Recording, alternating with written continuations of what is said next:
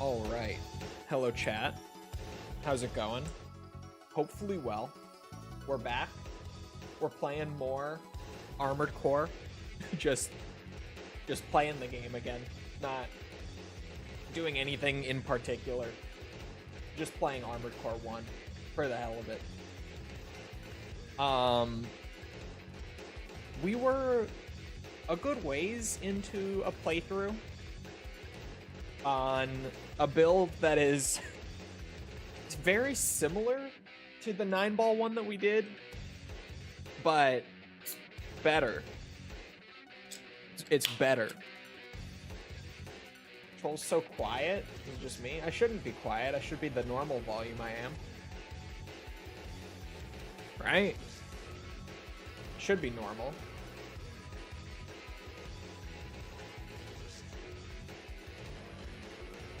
Although, is it? Hold on.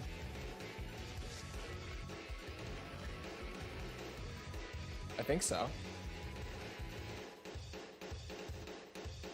The finale was kind of weak sauce. Man, the finale is bad. The Yakuza 4 finale is not the greatest. It honestly had too much going on, I think. I think they just were trying to do too much all at once with that story. And it bit them in the ass on the finale, for sure. Where it... It's not capturing.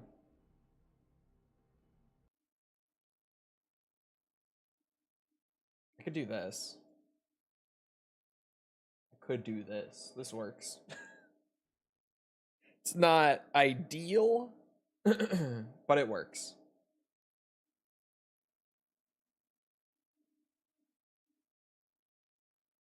Fuck that gang fight at the end with Tanimura. I didn't mind it. I then found out that everyone hates it.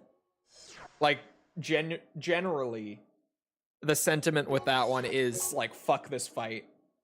I didn't even think it was that bad. I think it really just comes down to how much you're willing to be patient and abuse the parry for that final fight with him. Because it is a lot of guys all at once, but...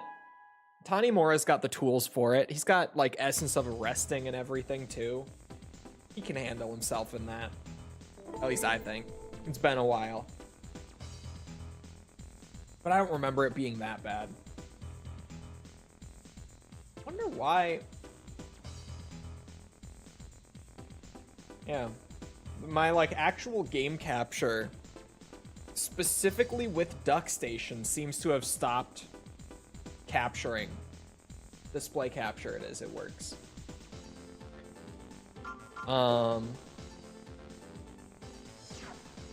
There it is. I said it was basically 9-ball. I think he's all put together. It seems like it. And I feel like... is that right? Hold on. It's a cosplay build. Which is where I'm like... I don't know if that is right. Hold on.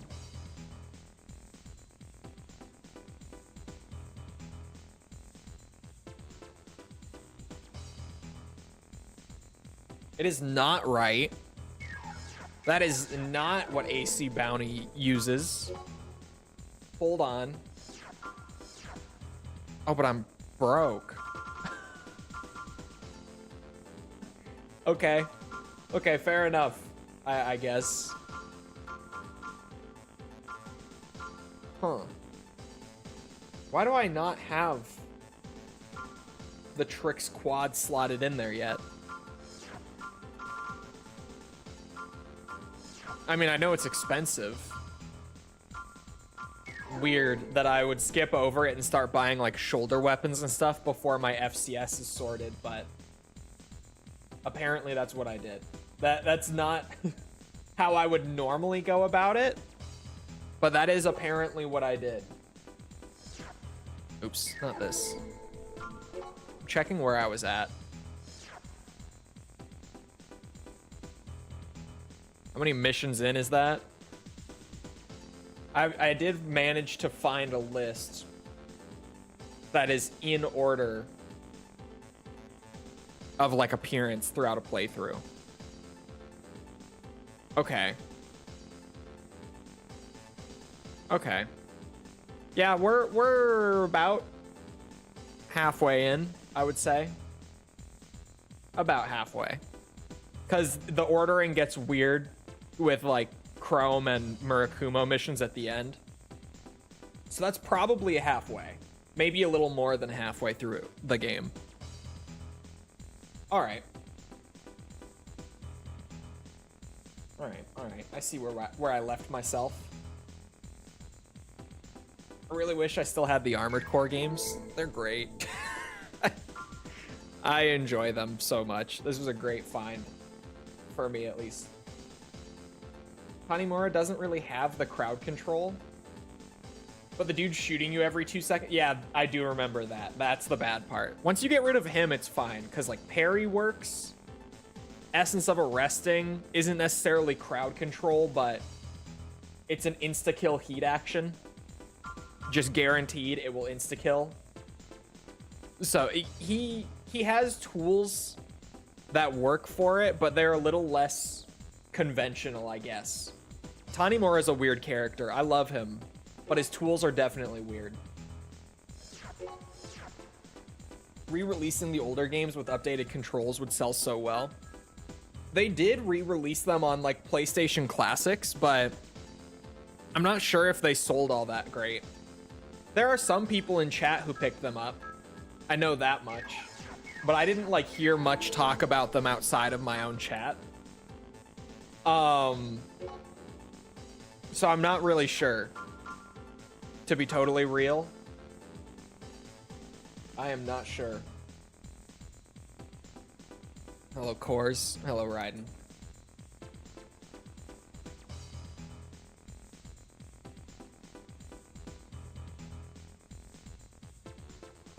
What is DuckStation just being weird in general? I tried to...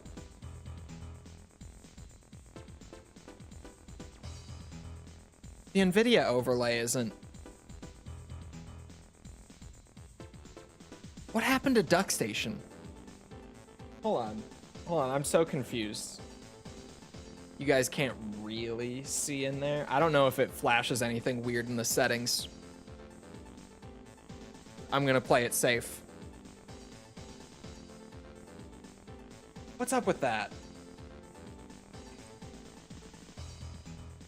Hold on. I'm confused. DuckStation in general, this will fix my actual recording too.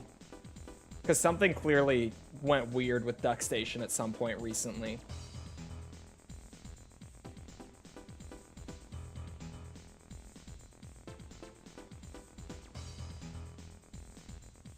Hold on.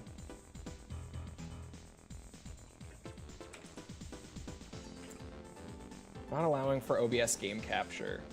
Because it's like random. It just started.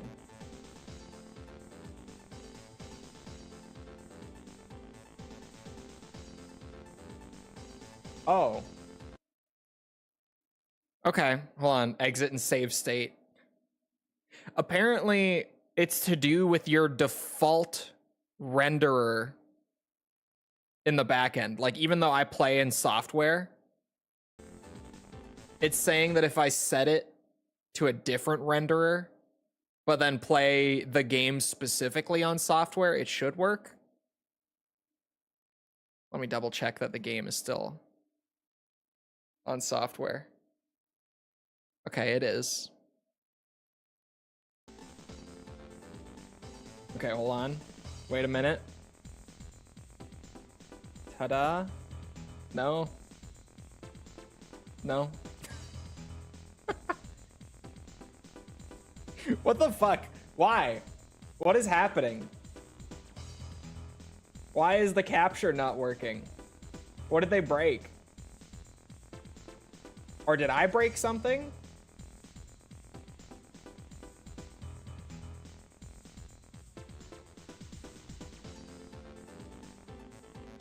Have you tried Demon X Machina? No, I'm not really interested, like, gameplay-wise. It doesn't look like my thing.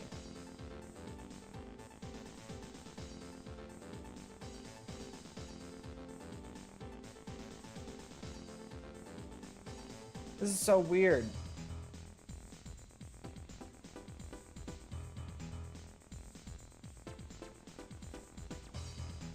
I'm getting so many, like, generic things that aren't specific for DuckStation.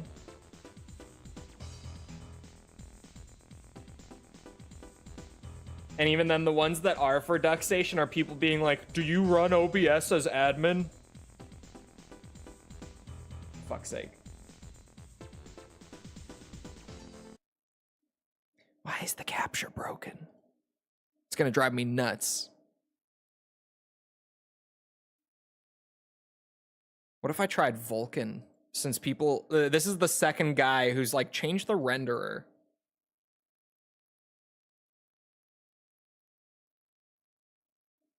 So let me see.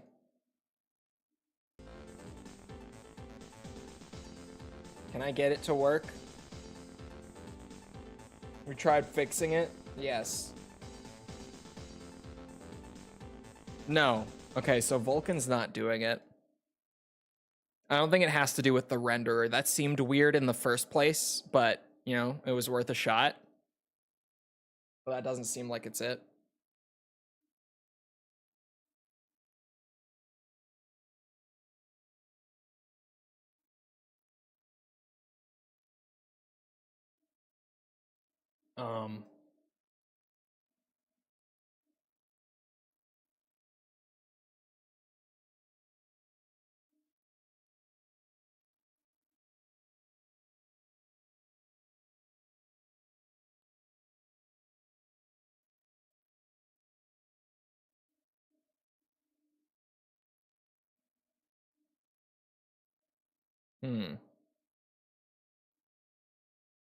Why? Turning it off then on again? No, I've had this issue recently on other streams with DuckStation. It's like since one of the recent updates, it's just been happening. And yeah, all I'm getting are like generic, you know, OBS not capturing anything.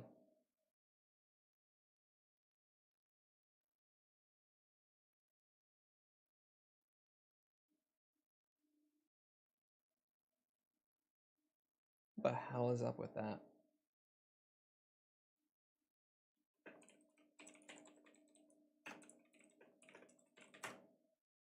Hold on.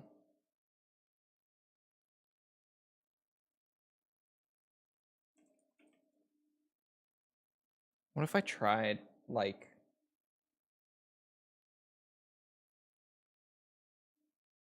Hold on, hold the line. I should probably just... There. The music, at least, is better than nothing.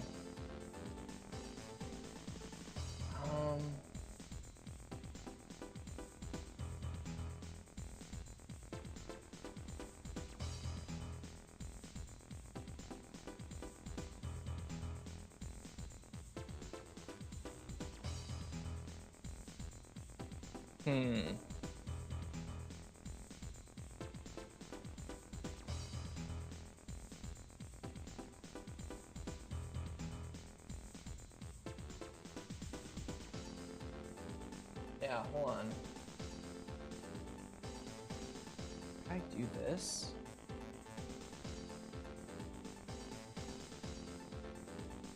If this works...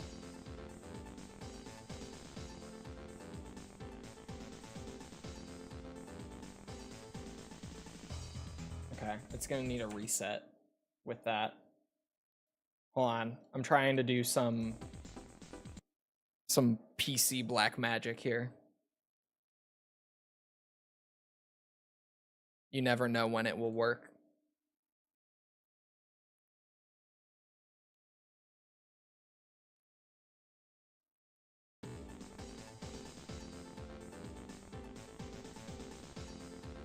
Please. No?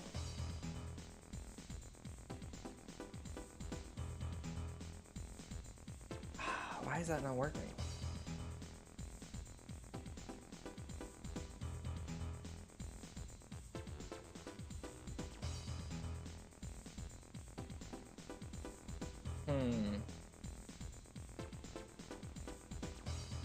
Do you have another crazy idea?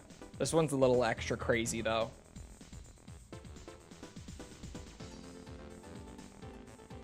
Could work. I'm trying it. Hold on, this one's a little more involved.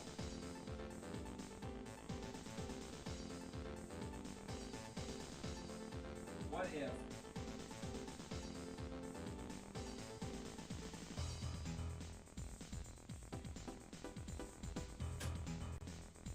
Oh yeah, there's the bugginess.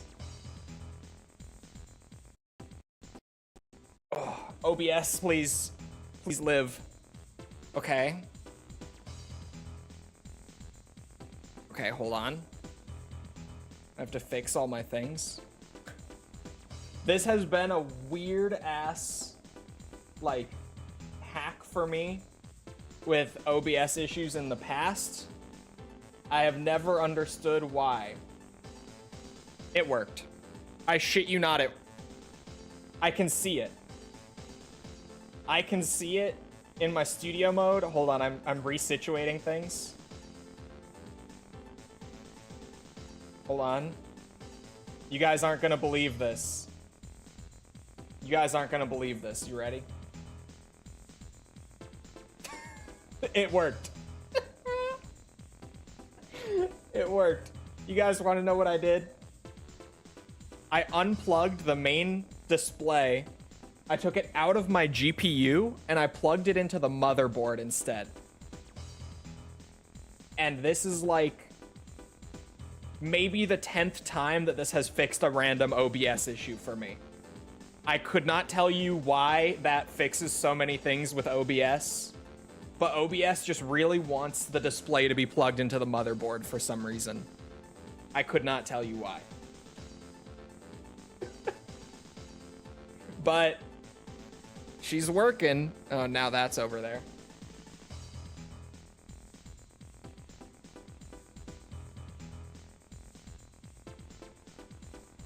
Damn you, OBS. You win again. I'm back on the motherboard. Okay. Anyway. Who is ready for some gaming? Some armored core gaming. Finally. Earth Environment Reclamation Committee. 38,000 credits is nice. We have a mission for you regarding the old military facility where we previously sent a survey team. Oh. The survey of the first basement level is complete, but a passage thought to lead to the lower levels was found during the survey. However, just past it was an extremely powerful security MT that we could not defeat with our weapons. Oddly, it never comes out of the passage to attack us. It seems to be protecting something. Anyway, this facility still has many mysteries. According to a structural diagram of the place found on the first floor, there are several control panels for the security MTs in the back. We want you to destroy them. What are we doing for this playthrough? It's just a cosplay build playthrough of a super obscure Gen 1 pilot who is basically 9-ball, but cooler. Not cooler. He's cooler because he has a Karasawa. That's why I say he's cooler. That's the only reason why System I say engaged. that. He's basically 9-ball, but with like a total of 3 control panels. black, Destroy all gray-ish 3 as soon as you find them. color scheme. There we go. And a Sawa. Also, the game might be louder than usual. Lock unlocked. We'll see. We'll see how that goes. Oh. Enemy discovered. Danger. Danger. Danger. Ow. I missed it. I'm flying into a wall. Does not move. Okay, back up. Lock There. unlocked. God damn it.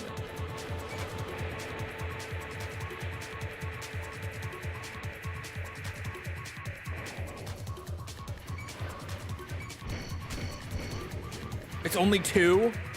It's only 2 shots to kill one of them. My God.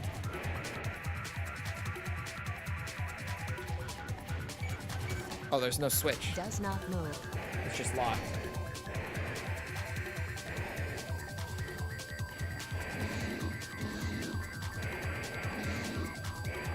Hello? Lock There, unlocked. physics. Smoothest piloting you've seen in a while. You got any jelly beans? I do not. No jelly beans.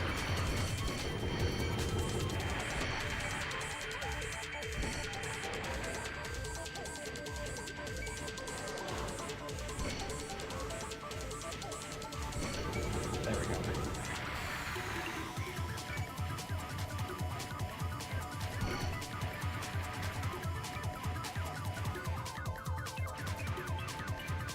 With Checkmate, the cannon build.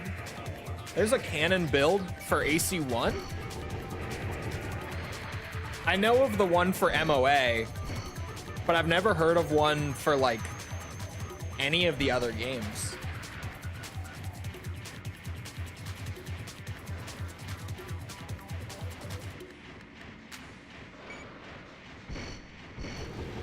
Okay, these are also 2 shots.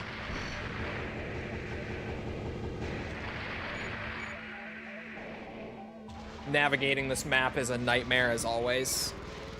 Energy regen is brutal. Yeah, his what's it? His generator is very suboptimal. Like very. Lock unlocked. I considered replacing it initially. Ooh. I should be saving Sawa shots a little more, I think. I can't even get a blade off on this guy. I'm stuck on the wall. There we go. I thought On Fong was the canon one. I know On Fong just because he's on the cover art. But I guess it depends on whether or not you think, like, just the build on the cover of the game is the canon one or not. Oops. Oh, that one only took 2?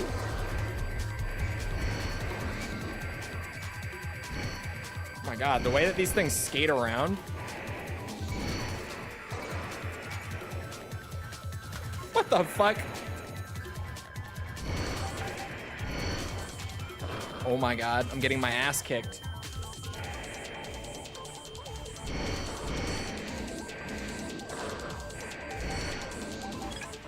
I would just energy wave them if I had plus, but I don't on this one.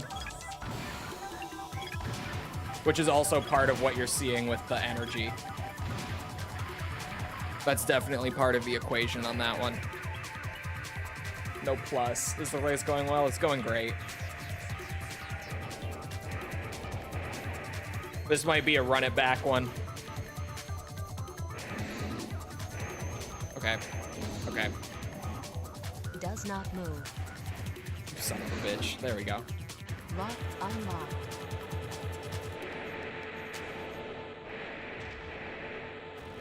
I don't have auto map either. So the other issue is just I don't know where the fuck I am going, and this map is like a maze. See, like, this is a dead end.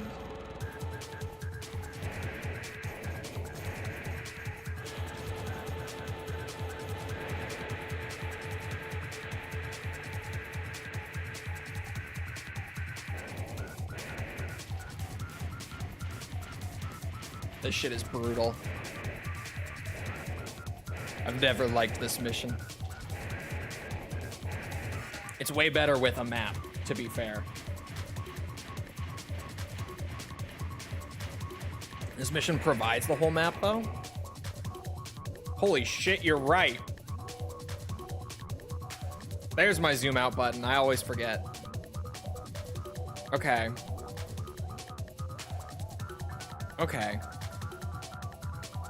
And those are the only 3 we need, right? So I guess...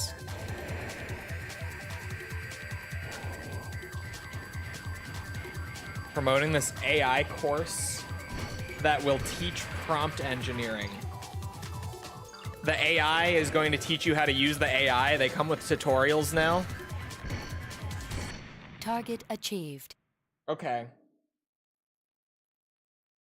They do provide you with the map for this mission. Clearly. Just as bad as the poison swamp maze. No, it's not that bad. Although, I don't know, the poison map, I don't have as hard of a time navigating, personally. I'm gonna run it back. Mainly because I got my ass beat. That was way more expensive than it needed to be. We're gonna run it back. Also, glad I turned off my capture first. It did open on the main monitor. Boom.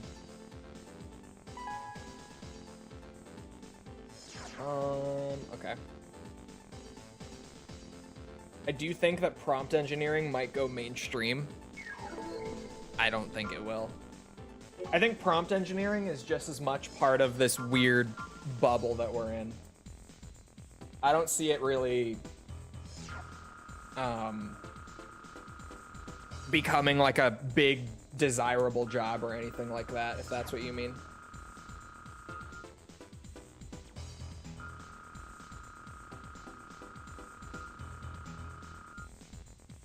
Because especially with the prompt engineering, like, at a certain point,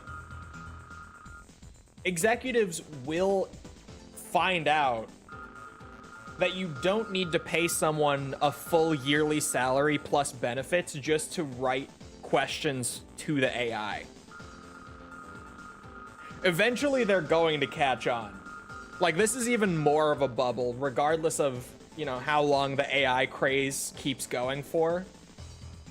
Eventually, enough of them are going to find out that that's a ridiculous, like, full-time position to have.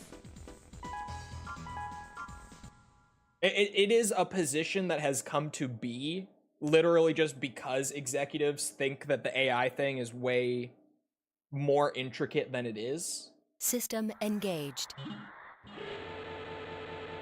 Raven, there is a total of 3 control panels. Destroy I think I can all missile 3 this guy as soon as you find them. to save a bit of ammo early on. Oh, I have the auto fire. No, that's not gonna work. Got it. Who's more evil, Chrome or Murakumo? It's hard to say. Lock unlocked. I feel like it... Enemy discovered. Danger. I really couldn't. Danger. I feel like they're just both Does bad. not move. Shit. Lock unlocked. Right? Is it just me? I don't know if one of them is necessarily worse. Lock unlocked. I think I want to... Oh no, this is the bad way. We don't want to go that way.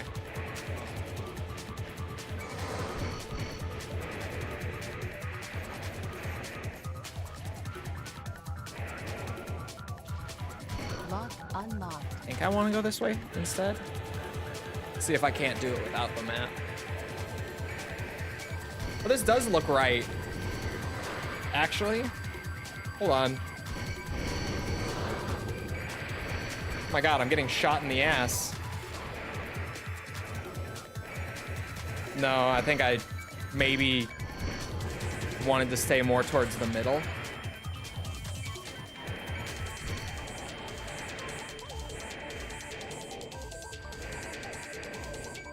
Until we give it access to our self-defense systems. You guys, we don't have AI. It's not actually capable of thinking for itself like that.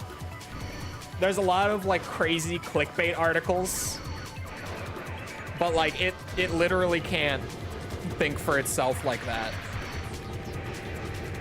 We don't have actual artificial intelligence yet. We only have machine learning algorithms currently.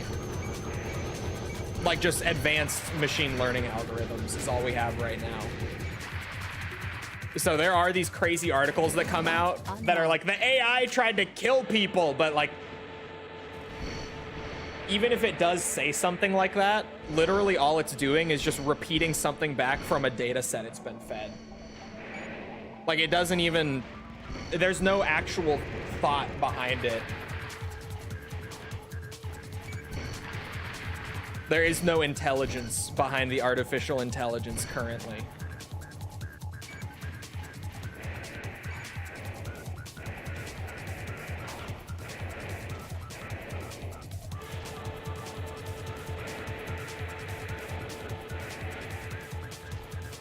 Oh yeah, I do have to pop this one open. No, the target. Lock There, unlocked. I got it. You calling me AI?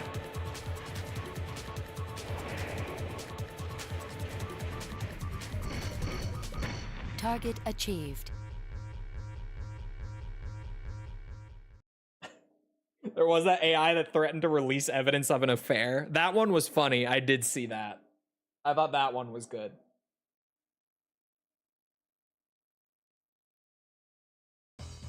It tried to start calling itself Mecha Hitler. I forgot about it calling itself Mecha Hitler. I forgot that the Grok AI did do that. That was awesome. And he was just like, shit, go back. We have now added the following AC parts to the shop. For details, refer to the descriptions of individual parts. WM-L201. Powerful large missiles, fired singly. WC-LN-350. Linear gun for the shoulder. Burst fire type weapon emphasizing firepower over number of shots. WC-XC-8000. Energy weapon. Fires laser beams. Need context for Mecha Hitler? Elon found out that there were filters on the Grok AI, basically just to keep it from saying like insane shit that would get the company in trouble, right? And he thought that it was like a woke sensor for the AI, so he told them to remove it. And said he would fire them if they didn't remove it. So they removed it. And then it started calling itself Mecha Hitler, like when people were talking to it. And other crazy shit, but that was the one that went like really viral because it just had such like what the fuck power to it. Like just it was so wild because it's like, yeah, if you feed this thing input from all over the internet, you're gonna get crazy shit in there, so you need to have like a filter on it. You know, he didn't regret that decision. Well, they put the filter back on, so he must have. Them just putting the filter back on tells you enough. He regretted it enough to undo it, if nothing else. I thought it was really funny, personally, because it is just like, yep, that's what happens when you just have something that repeats back stuff that it sees across the internet. And then you remove the one filter that's like keeping it from going full 4chan on people. And sure enough, it just immediately did. It was crazy. It was Microsoft Tay all over again. I vaguely remember this. The chatbot, right? Yes, the attack. Recognizing Tay's ability to repeat and learn, Twitter users began a coordinated effort to corrupt the chatbot by flooding it with racist, sexist, and other offensive messages. The outcome: Tay's AI adopted the hateful rhetoric it was being fed and began posting inflammatory, misogynistic, and anti-Semitic tweets, including denying the Holocaust. Oh, I totally forgot about this. In response to the controversy, Microsoft took Tay's Twitter account offline. The company issued an apology stating that it had made a critical oversight in anticipating this kind of malicious attack and would bring Tay back only when they could do so safely. Yep. This is why we don't let them learn from the internet, you guys. This is what happens. No words. Oh. This is what happens. I say it typically in reference to, like, programming and stuff. But a phrase that I love to say is, people don't realize that computers are stupid. They literally, like with programming, I say it in the sense of people think that computers are like genuinely smart, less so now than they used to, but people, you guys remember when people would say things like computers are smarter than people? Like, no. If you don't give the computer like the exact thing to do under this exact condition being met, it can't think for itself. So they're really fucking dumb. Where even, awesome example, Aliens Colonial Marines, the game, with the notoriously awful game, but in particular, the alien AI was so bad that it literally, like, half the time can't even pathfind to the player, right? Part of just what makes this game fucking awful. The aliens will sometimes run to the player and attack them, but half the time they'll like run straight into the wall and just keep looping and walking into the wall. And the entire reason for that we would learn, because there's a mod that undoes it, the one change that this mod made, I shit you not, and I love talking about this, is that in one line of code, just in all of the AI script for the aliens, there was a comma that accidentally got placed in the middle of a line. So the code couldn't run properly because there was a line that wasn't running, and it was fairly important to the AI overall. So that one comma being there in the shipped retail version of the game totally fucked the entire AI system for the aliens. And that one comma is the reason the game doesn't fucking work half the time. And they never patched it either. You have to download a mod on PC to fix it. That's the even better part, is they jumped ship on that game so fast that you gotta download a mod. They never took the comma out themselves. I love shit like that. That is just so unbelievably funny. In programming, one thing is all it takes. That's why you have to go and read the warnings, man. What were they doing? Well, and the other shoulder weapon for this build is the RZAO. That's a radar, isn't it? Is that why I have, like, the cheap radar? It is. It just looks a little fancier. And is probably a bit more effective.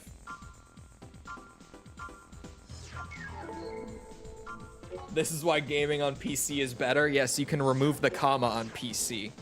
Console plebs stuck with their comma. Oops. There. Now the cosplay is 100% complete. I had to go find it. I knew there was one thing I was still missing there. It's beautiful. Look at him. What did we name him? It would normally be AC Bounty. Yes, behold, AC Booty, as chat so lovingly called him. I don't know why I expected anything else. I know better. I should not have expected any more than that. Beautiful. Booty is nice. Hold on.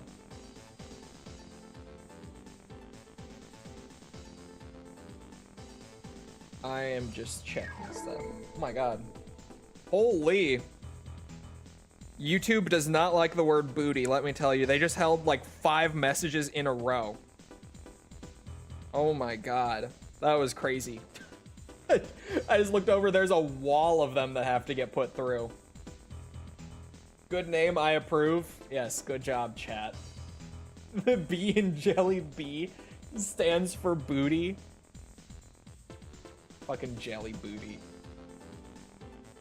I don't even see them? Well, I approved all of them now. Probably by the time you looked, I approved them. I would have to assume. Because you should see them.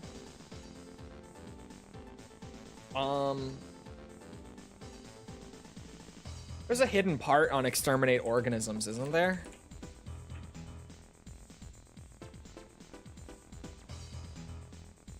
There is. I could play that mission just to get the money. I think that's worth. I was watching you. Oh. She was just too busy staring at me, obviously. Obviously.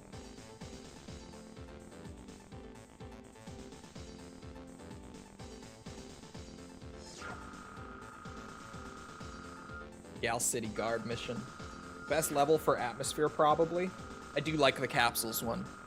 The Gal City Guard, our city is now occupied by unknown giant organisms. I don't even know what, or if organism is right. Never seen anything like it. The things are extremely fierce and attack anything that moves. Our citizens have suffered many casualties from the animal horde. We have no way of fighting back. A biological analysis of their behavior patterns shows a social structure much like that of ants or bees.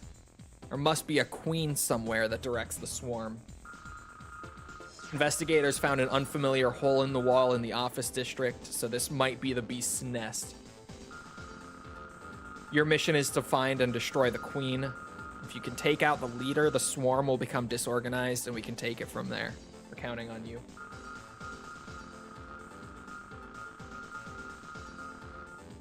You shouldn't be staring. It's mine anyway. Fair point.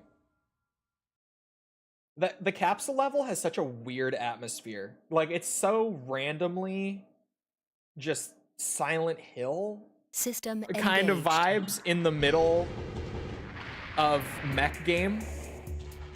God, look at that funky ass radar. It's kind of sweet though.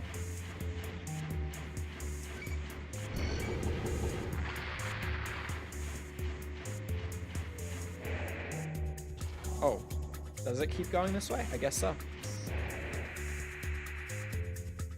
I always remember with this mission, it's basically just zip to the bottom, grab the part in the room with the queen, kill the queen, done.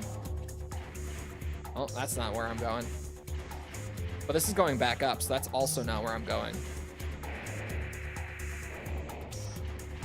Down. Imagine Armored Core 4 or 5 with that atmosphere. I feel like it wouldn't fit 4 or 5. Definitely not 4. Probably not 5. Was that the queen? Am I hearing the queen? No, I'm just hearing these fuckers. Threw me off.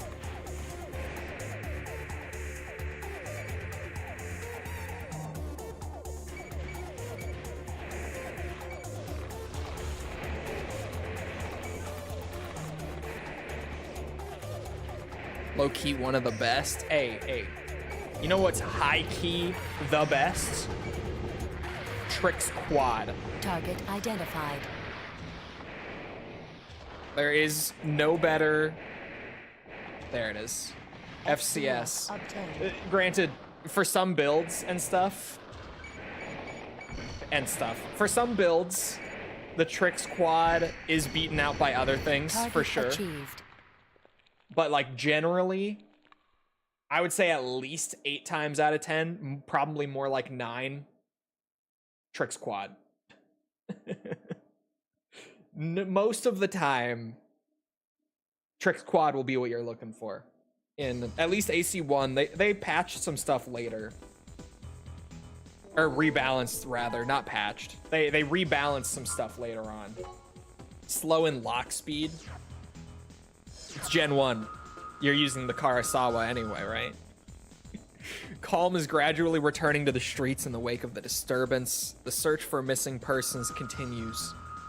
You may have already noticed, but those things were in no way organisms. They are undeniably weapons that are disguised as organisms.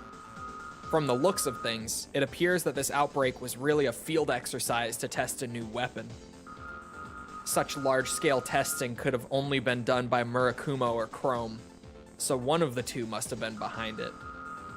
Regardless, I feel it will not be long before we see the confrontation between the two come to a head. I'll be in touch. I found out that Battlefield campaigns are set in the same universe. That makes Battlefield 6 even more weird. That doesn't surprise me. I don't feel like they really would affect each other that much, though, would they? At least I don't recall, like, any Battlefield campaign that would, like, have long-lasting effects after the fact. Maybe BF6, I guess, but not really. Don't these things become food in Armored Core 6? They're different. At least, as far as we know right now, because I keep putting that asterisk on it, given what happened with, like, Gens 4 and 5. Gen 6 is its own continuity, its own timeline. Currently. They could absolutely do, like, an expansion or do something later that, like, ties it into something else, whatever, but right now, there's no direct links between AC6 and any of the other ACs. We've done the Chrome path? Yeah, we did the 100% forever ago. They could do an expansion, I wish. Hey, it's possible. Could happen. I may as well take a miss. Oh, I'm not that rich yet. Any word on them doing DLC? Not really. The only word that we really have is just, we got that one, like, leaked code name a bit ago, and that on its own isn't a whole lot, but along with that, like, it's worth noting that the director of AC6, like, him and his team, we still don't know what they're working on. Like, we have not had any word about what projects they're working on since AC6. Could be something totally different, but along with the codename leak, I think it's at least worth noting that we don't know what that team is doing right now. I don't think those two things together make it like, oh, they're absolutely working on more AC6 or even like just AC7 or anything. But I think it's worth considering, if that makes sense. Just that they could be. I'm not going to go as far as to say they probably are, but they certainly could be.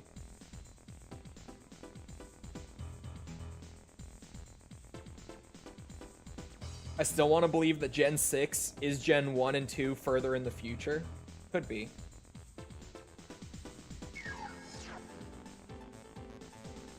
And I don't really care about Duskbloods right now. I don't really have a reason to care about Duskbloods is the weird thing, I feel like. Because it's not even just...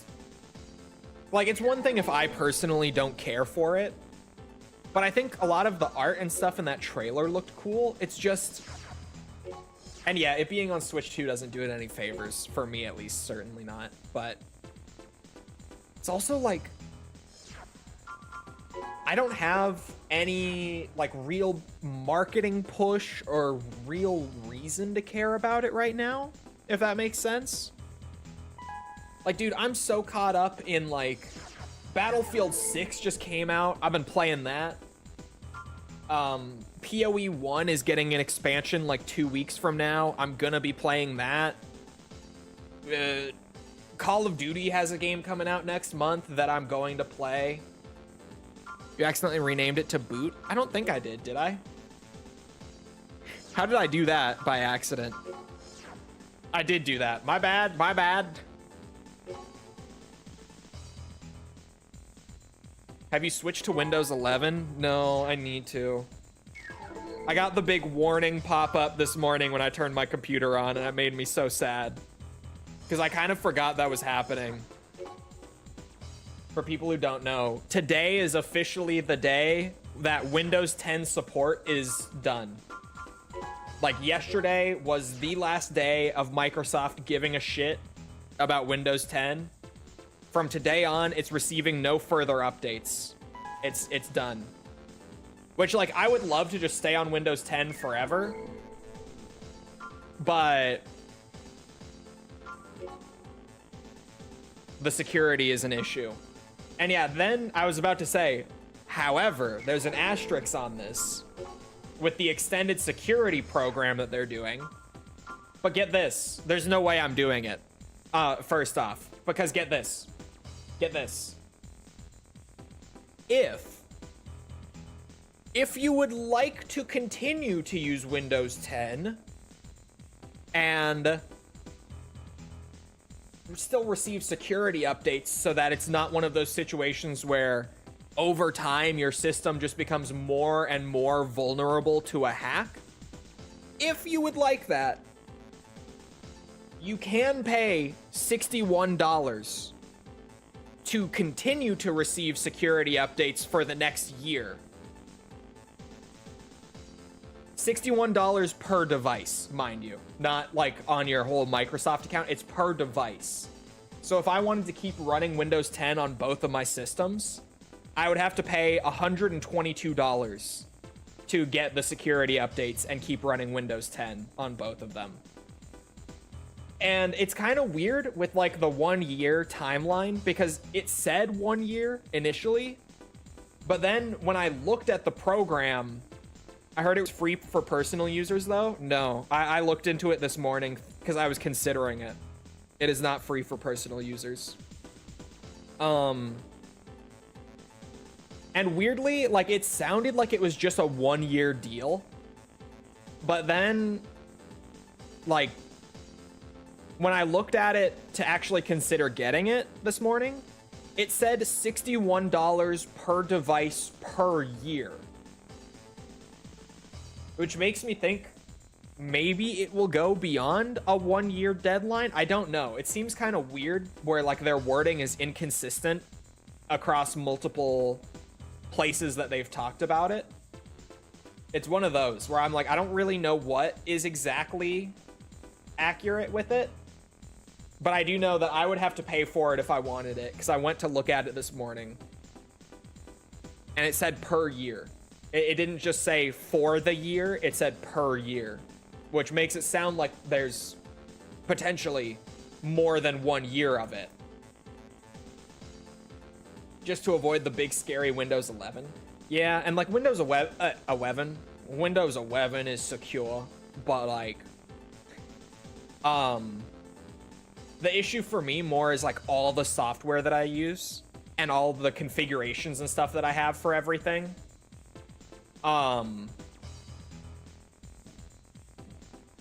What's it? That all could get kind of fucky when I move to Windows 11. Like changing an operating system is something that could definitely break some software stuff.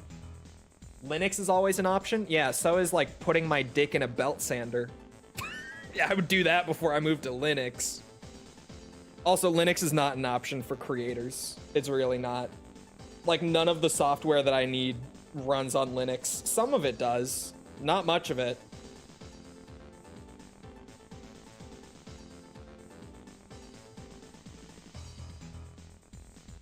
When you upgrade to Windows 11, you have to use a Microsoft account.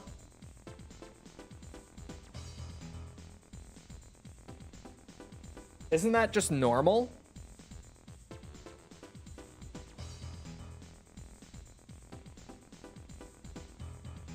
On Windows 10, I have to use a Microsoft account, don't I? At least I always have been. What grit sandpaper would be on that belt sander? He's considering. He's like, would it be better than Linux? Depends. Depends how much grit is on that sandpaper.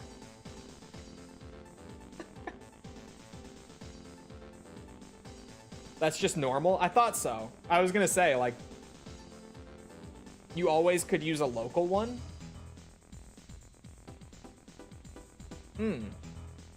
I guess, I don't know. I've always used my Microsoft account for my Windows. I don't know why I wouldn't.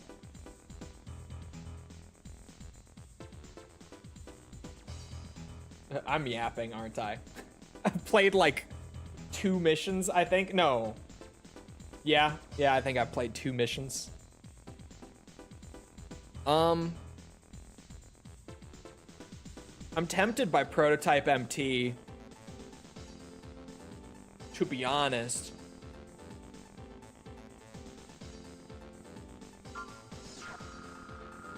Which one is this one? Oh, this is the one on the blimp? With the Sawa, that could be a lot of fun. What part do I get for this? I'll go back and read it.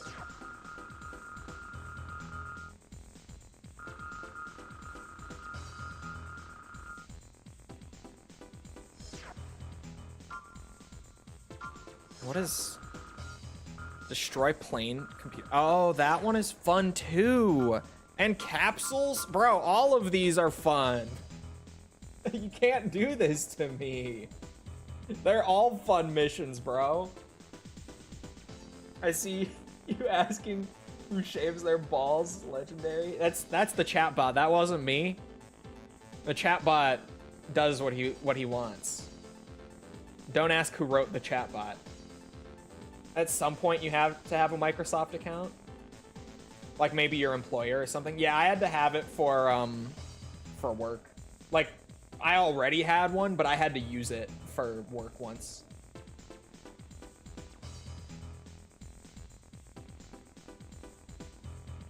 If it's upgrading from 10, I don't know. Yeah. Yeah, I don't know. I've always just had a Microsoft account. I don't know if they fixed it, but there was a system update on 11 where if you transferred or downloaded files more than 50 gigs, your drive gets corrupted. That one is actually, like, that's genuinely just too funny not to laugh at. How the fuck do you... How do you actually do that? That's insane. I kind of want to do the blimp. I like the blimp mission. I'm terrible at it. I never do well, but I like it. It's a cool mission. Murakumo it is. Recently, our transport blimps have been attacked one after another. We don't know what they want, but the blimp is always shot down, so the target is probably not the payload. Perhaps they are simply intending to interrupt our operations at someone's instigation. We could provide full-scale escorts, but this risks marring our reputation. These incidents have not gotten out to the public, so we want you to ride secretly in the blimp and repulse the attacking group. I had that issue? Did you? Note that we expect the battle to be fought on the blimp, so be careful not to fall. Corrupting a drive with a file transfer is some crazy shit.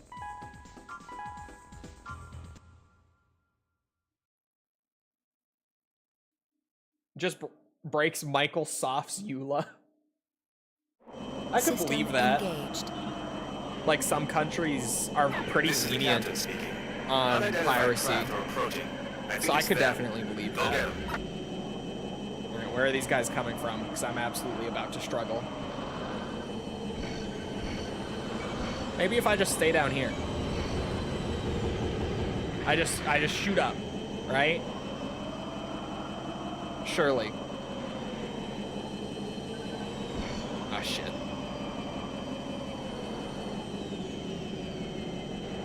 They are really high up there. Which which is a pain. Especially when I hear them, but I can't see them.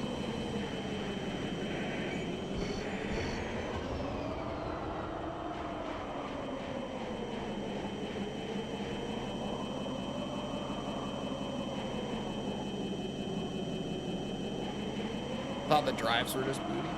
No, apparently that was Microsoft's issue. They fucked it somehow. I don't know how you mess up that bad. That one is legitimately crazy. Can this guy like get in range? Hello? Oh.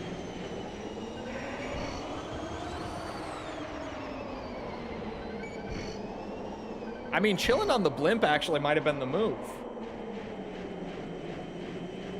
How long had you been using them, though? That is a genuine question. Because hard drives do fail just after a certain amount of transfers, too. Or, like, a certain amount of reading and writing files. A drive will just eventually fail. It's a lot of reads and writes, but they do. Destroy them all without delay. I had a drive fail on me, a drive that I used to store my footage once. That was very fun. That was a fun week. I'm sure you can imagine. Target achieved.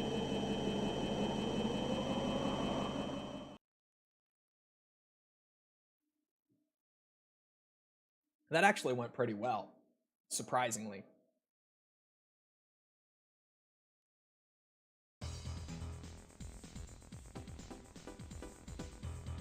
Black Myth devs just rolled out a 93 gig update. Makes significant changes in terms of performance.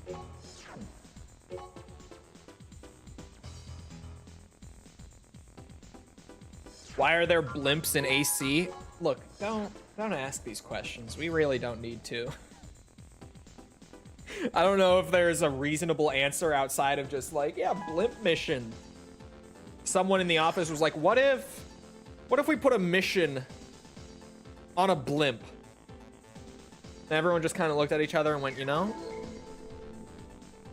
it's a pretty sweet idea, actually. I kind of like what this guy's cooking with here.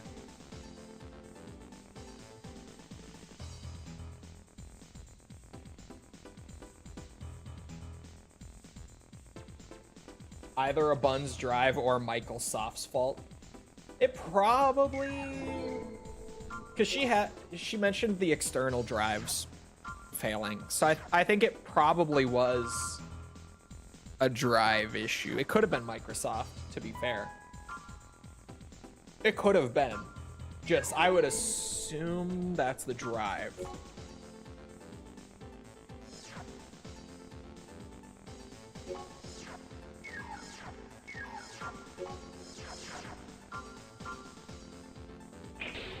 There. I have now officially eaten up all of the optional slots, finally. It's almost hard to find enough shit to slot into it with this core. It can carry so many optionals. And I didn't need half of them, but it's like, I mean, if you got the room for it, I'm not gonna say no to having a missile jammer in there if I can fit it. Like, if there's just extra space for it, sure. I don't see why not.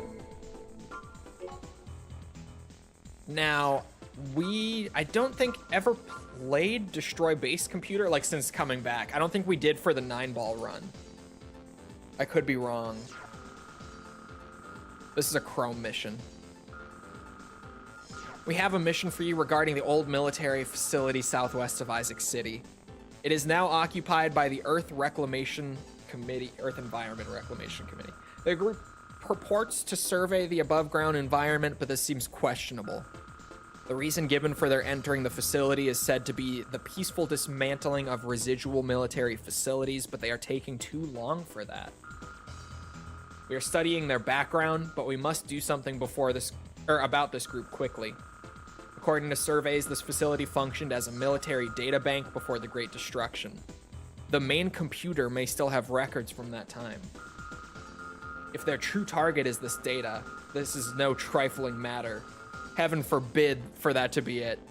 We want you to...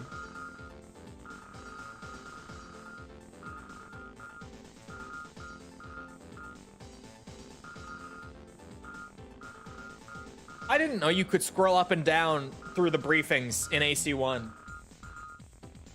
This is news to me.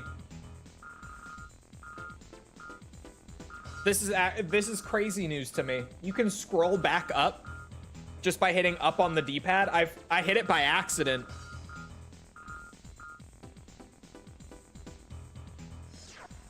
Did anyone else know this? I can't be crazy. I'm sure someone knew it, but at least 2 other people in chat probably didn't, right? News to me too? Okay, so it's not just me then. Thank God. You can just scroll up and down by pressing up and down on the D-pad.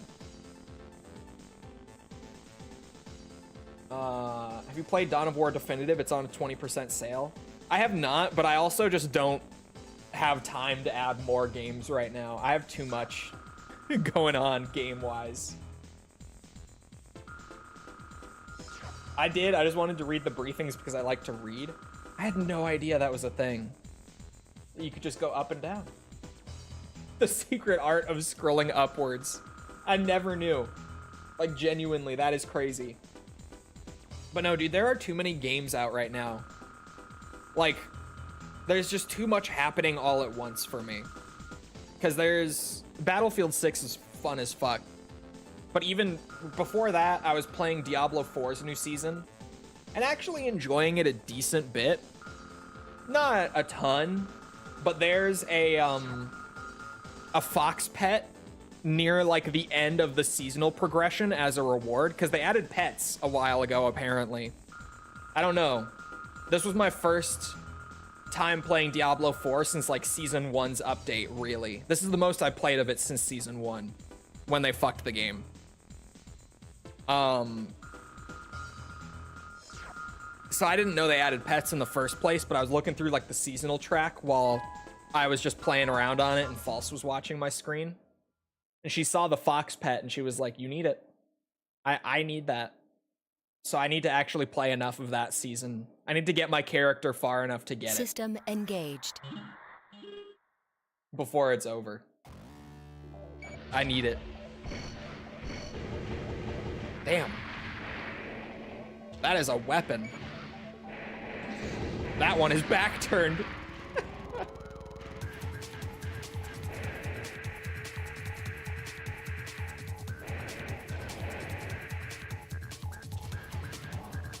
Been watching a Scottish streamer go through every Armored Core game for the first time.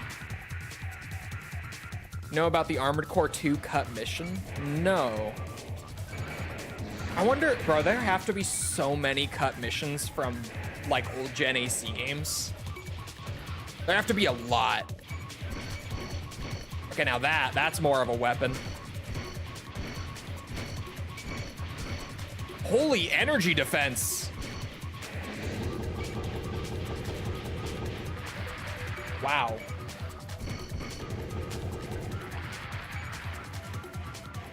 Is there... That's a dead end. I'm just going. I got a computer to destroy. Oh, is this a dead end too? My bad.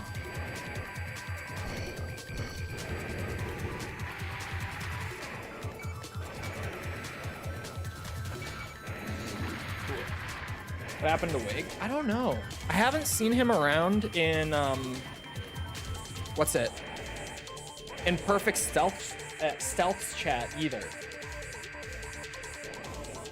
Who, like, normally, I swear, every time Perfect Stealth was streaming, if I popped in there just for a minute, I would see Wig in there. But I haven't seen him in there either. So I'm not sure. Oh my god.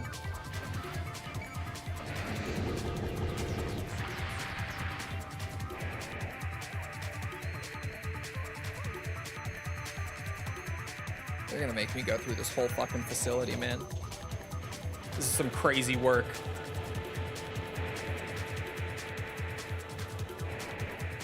We got the director's cut of like my least favorite map in the game, just layout wise.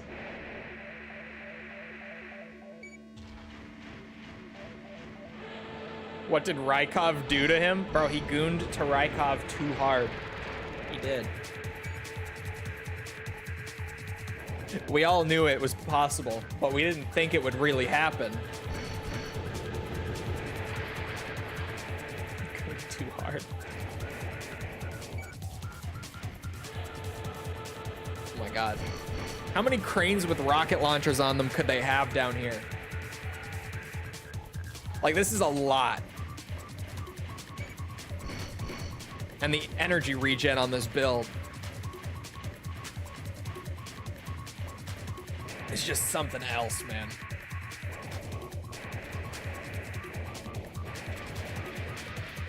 Put more tax on our drinks and video games. My video games. Ooh.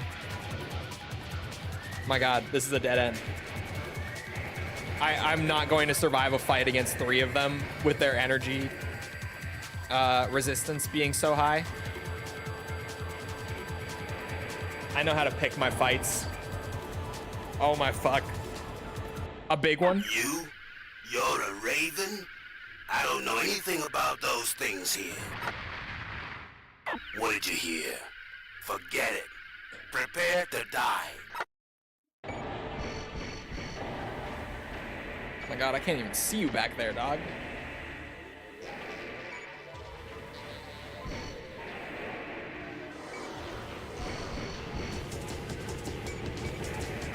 Yep, we Karasawa him. Target achieved. We Karasawa that. Easy clap. More like games because they're all woke now. True. So true. This is my last bad joke today. See y'all. It wasn't that bad. He's like, all right, that one was bad. I'm leaving. Goodbye. Prepare to die. Dies in 6 shots. That's that good Gen 1 Sawa, man. I remember him saying he was leaving in a COD stream and he never came back. He was like, I'm out. Peace. I just gotta go unrelated. Yeah. See you around though, Tibby. He prepared to die. He did. That honestly, that mission's not so bad since you just go around the outside. Granted, I just played the other one, so I knew the giant hallway that's locked off was probably the way to go. It was a lucky guess, to be fair. Guy takes 4 blade hits and 1 Sawa shot. I just hit him with like 5 or 6 Sawa shots and he went down. Granted, I saved some from earlier. I ran past some things. A lot of things.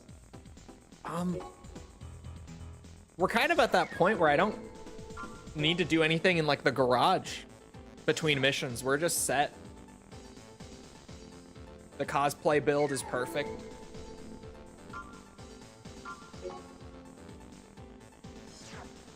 He really is just, what's it? Just 9-ball, but cooler. It's kind of wild.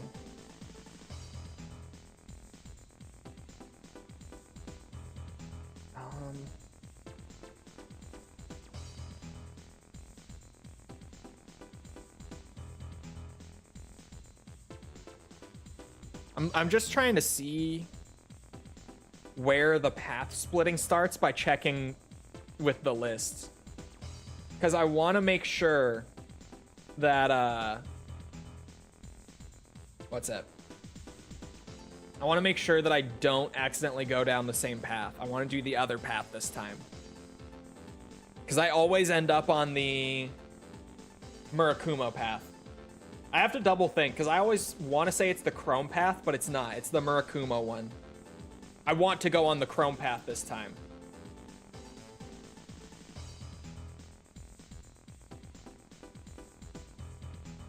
I got better jokes than Tibbers, right?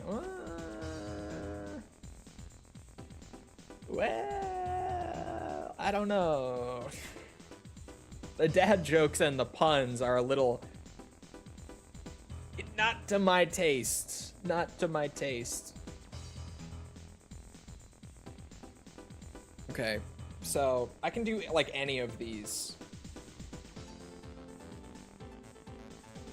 AC looks like 9-ball trying to look like Stasis. It is just a really obscure pilot in AC1. I don't think he'll be there if I go look right now. He shows up on disc 2 of MOA as well. You know, he's not on the leaderboard right now. But more near the beginning of the game, particularly, he'll be like at the bottom of the ranking. And there's just an image and description of him, but he never actually appears like in a mission or anything. The only time he appears in game is on disc 2 of MOA. He's just on like the biped ladder there. But it's just a super obscure cosplay build, and I chose him because he is like 9-ball, but with a Karasawa. So he's 9-ball, but better.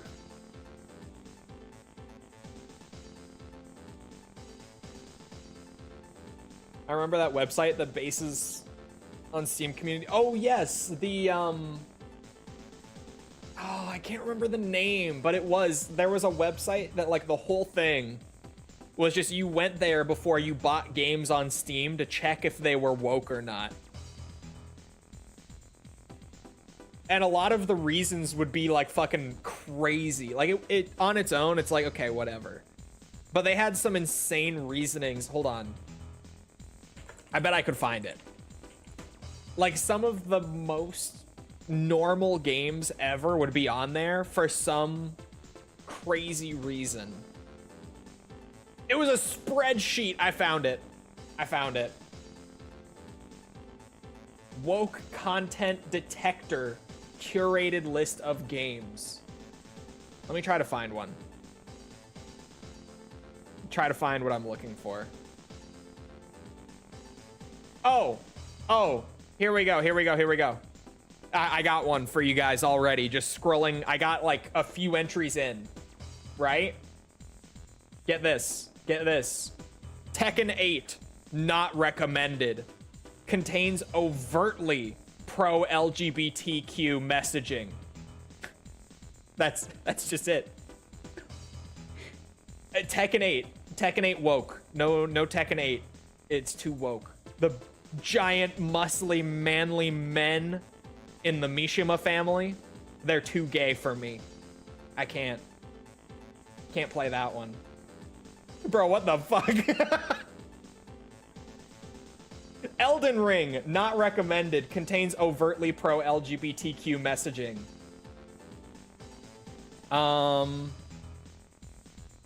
Assassin's Creed 3, not recommended. Contains overtly pro-DEI messaging. I forgot about this. This was good. This was a good tangent.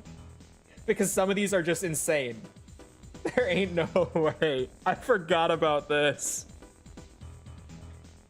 Modern Warfare 2019, not recommended. Contains multiple pride flag calling cards and emblems. Red Dead Redemption 2, not recommended. Contains subtly pro-DEI messaging. Subtly. Several minor characters espouse modern-day political sentiments. Skyrim, not recommended. Contains subtly pro-LGBTQ plus messaging. Contains subtly pro-DEI messaging. And homosexual marriage options. Nope. No Skyrim, guys. No Skyrim. Not allowed. And then the few, every once in a while you get one that's just like, no, this one's chill. Recommended. Okay, wait, that would actually be more fun because almost everything that's on here is like a no, you can't play this. So it might actually be more fun. Please tell me it's satirical. No, there's nothing satirical about this. It is genuinely off of Reddit. It's supposed to be a giant curated list to look to before you buy a game. Like, you check this list to see if it's woke or not before you buy it. What is recommended? Okay. I think this is actually more fun. Here is the list of games that you actually can play, according to this list. Cave Story. Borderlands 1. Every other Borderlands that's on here is not recommended. Borderlands, the original, is okay, though. Metro 2033 is allowed. Civ 5 is allowed. The Witcher 1 and 2 are allowed, but not 3. Nope. No Witcher 3, but 1 and 2 are chill. Those are fine. Sekiro, that one's chill. You can play Sekiro.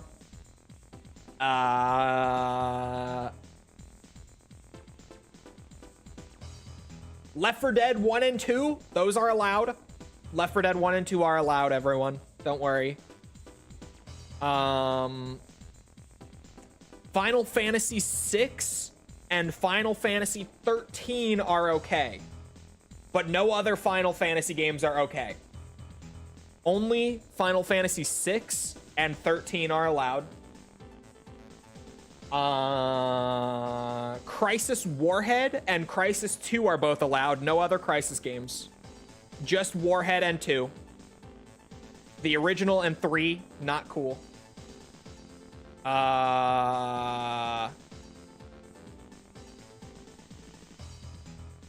Portal 1 is allowed. Portal 2 is not. Portal 1 is chill, though. We can play Portal 1. Lies of P is allowed. Lies of P is allowed. BioShock 2 is allowed, but BioShock 1 is not. BioShock 1 is woke. No BioShock 1. But 2 is chill. Dragon Ball Sparking Zero is allowed. No woke content in Dragon Ball Sparking Zero. That one's fine. That one you can play. Oh my god, this is a sea of not recommended. Like, genuinely, there are no... Oh, okay. I got recommended again. Kingdom Come Deliverance is good. Kingdom Come Deliverance is okay. What'd they say about OG Crisis? I have to scroll back for it. Hold on. OG Crisis contains subtly pro-LGBTQ+ messaging. And then what was the other one that was asked? How is BioShock 1 woke? Where was BioShock? Where were the BioShock games? They were in here somewhere. Oh, no, those are Borderlands. It's not alphabetical is the issue. Oh, here we go. BioShock contains subtly LGBTQ+ messaging, and according to creative director Ken Levine, the minor NPC Sander Cohen is gay. So not even in the game, but the director said in an interview that he's gay. So no BioShock 1.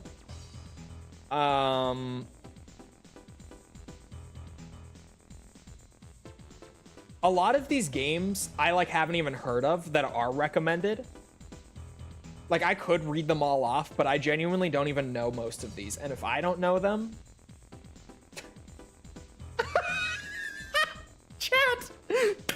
Chat. Alex Jones NWO Wars is recommended. It's recommended. Contains no woke content, you guys. The Alex Jones game, that one's okay. That one is... We're chill with that one. Read them. Atom RPG, Colony Ship, Grimoire, Heralds of the Winged Exemplar, Underrail, Battle Brothers, Black Geyser, Couriers of Darkness, King Arthur, Knight's Tale, Vendetta, Curse of Raven's Cry. This is what, I don't know any of these games. Limbus Company. I don't know any of these. Alien Isolation is allowed. Alien Isolation is chill. That one, thank God. You guys.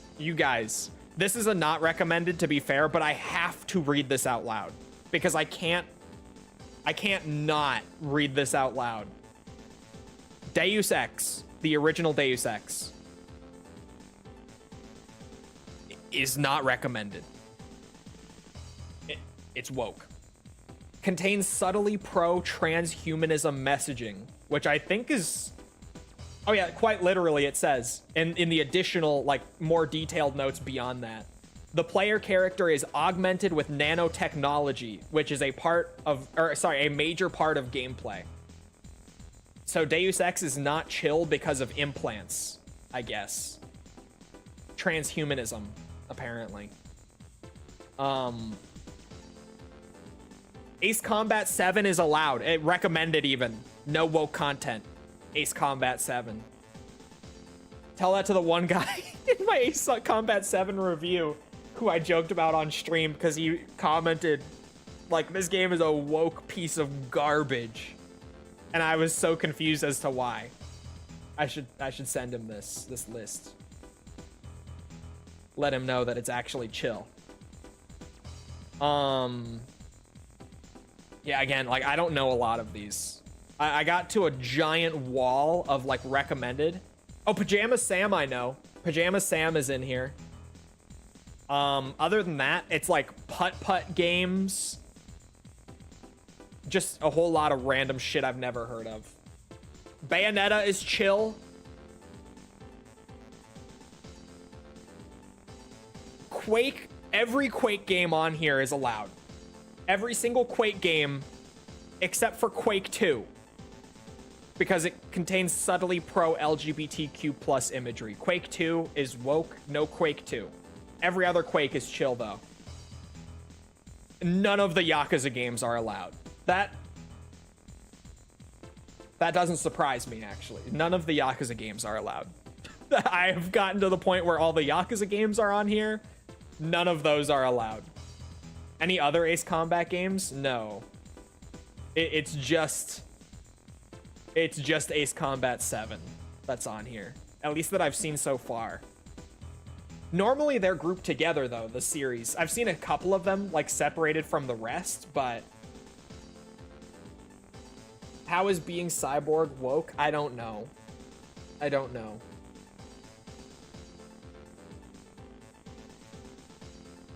Cuphead is allowed. Cuphead is good. I like Cuphead. Very not woke. I love it. For that reason, obviously. That's why I enjoyed Cuphead. Definitely. Stray, the cat game. Stray, that one's allowed. We can play Stray. We can play the cat game. We cannot play Tekken 8. We cannot play Tekken 8. But we can play the cat game. Pop Tropica is not recommended. Anyone here remember Pop Tropica? Not recommended. Subtly pro-LGBTQ plus messaging. I'm shocked that the game on here called Gender Bender is marked as not recommended. That, I cannot believe it.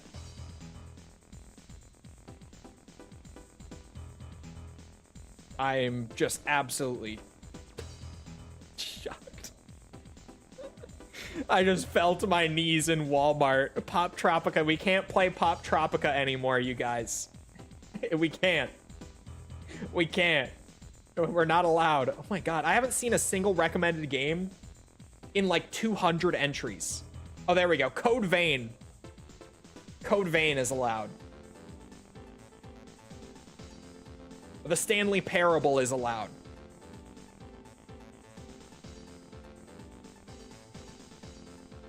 Street Fighter is not allowed. Subtly pro-LGBTQ plus messaging. Okami is not allowed? Contains subtly pro-LGBTQ plus messaging despite the fact the Shinto entity the player character is based on is a goddess. The PS2 game manual says that they were deliberately written to be genderless. Okay. If you have to look to the manual to find a reason to dislike a game for its politics, I feel like the game is probably fine. I feel like you can enjoy it. Maybe I'm crazy. I don't know. Maybe I'm the crazy one. I'm starting to feel like the crazy one. But I feel like if you have to read through the manual to find one political reason to hate a game, you could probably play the game and just not read the manual and be fine. I don't know.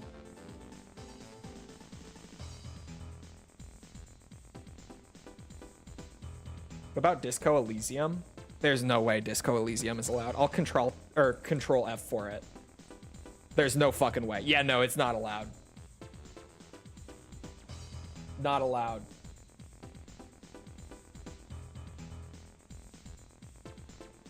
How is Code Vein allowed? Bro, I don't know. I have no idea. I don't know what the real... Like, this list just feels like nonsense at this point. I'll send it in Discord once I'm done, since people want to look at it. I'm just enjoying it right now. Spec Ops The Line. Let's see. Spec Ops. It's not on here. It's not on the list. Dishonored?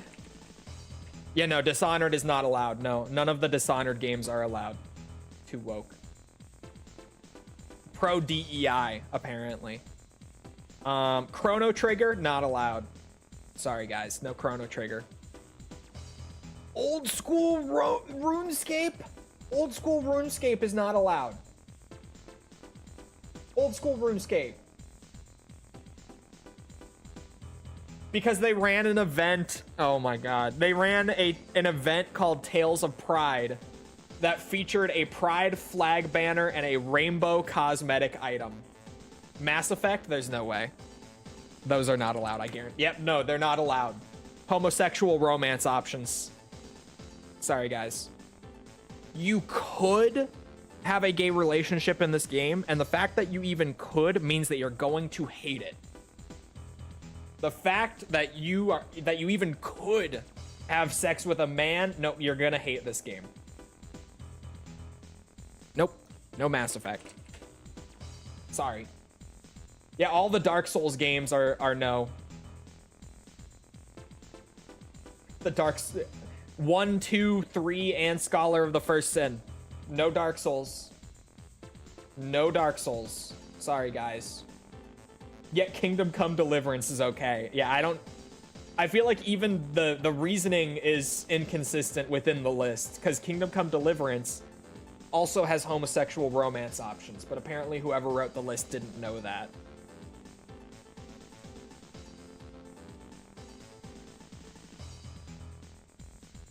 When are we going back to Robot Game? What, are you not entertained? I'm having fun.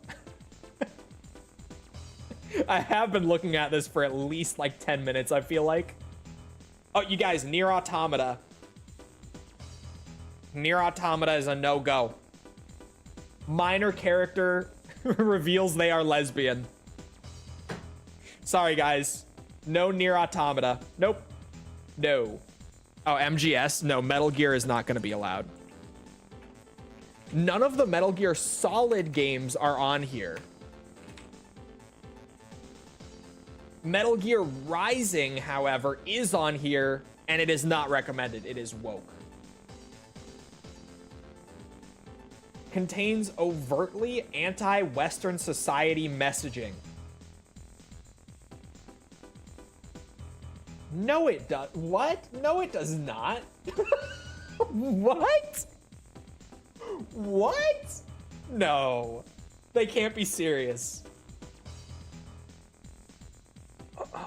Oh. They elaborate on it. Features a story that criticizes neoconservatism, the war on terror, American conservatism, or sorry, American consumerism, not conservative, consumerism, and American politics, among other things.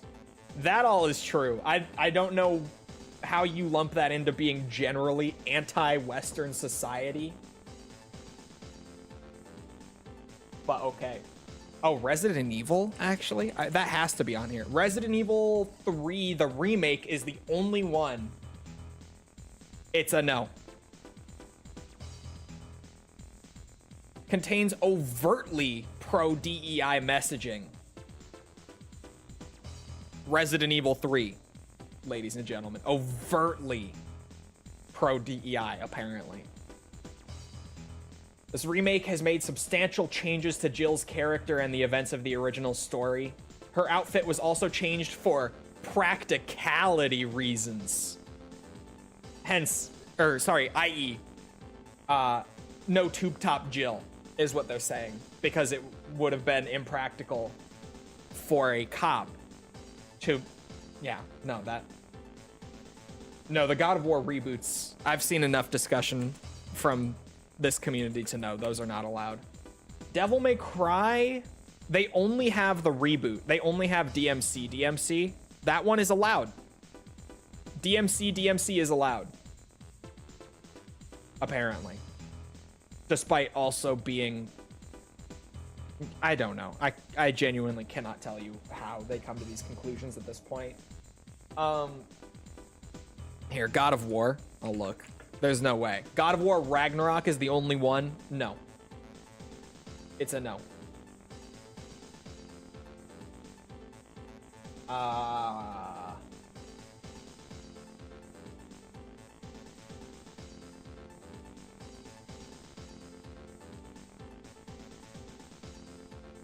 RE3R has Jill's tube top. Yeah, but I guess because it's not her base costume, it's enough to be like, nope, woke. Dredge, yes, good choice. No, overtly pro DEI. So, nope, can't be having that. Grand Theft Auto is gonna be a no. Yeah, Grand Theft Auto 5 is a no.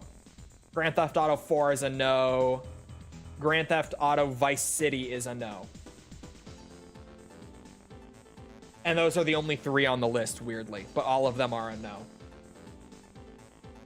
If we're at the point where Grand Theft, like the old Grand Theft Auto games are woke, we have lost the plot. We have completely lost it. Oh shit, I closed the list, but I forgot to send it to Discord. I was like, okay, I'm pulling myself away. I'm done. We have so completely lost the plot on this. Here.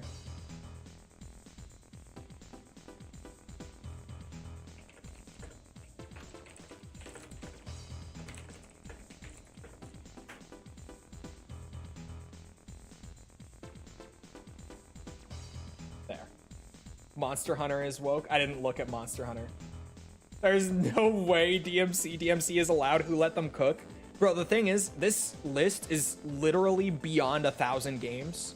Like, when I was control F'ing, I think it was RE3 was entry, like, 1,300 on the list. Whoever is curating this list is not actually playing all of these games. They're not. They are not actually playing all, like, 2,000 of the games on this list. They're probably just doing like a cursory Google search and then calling it there.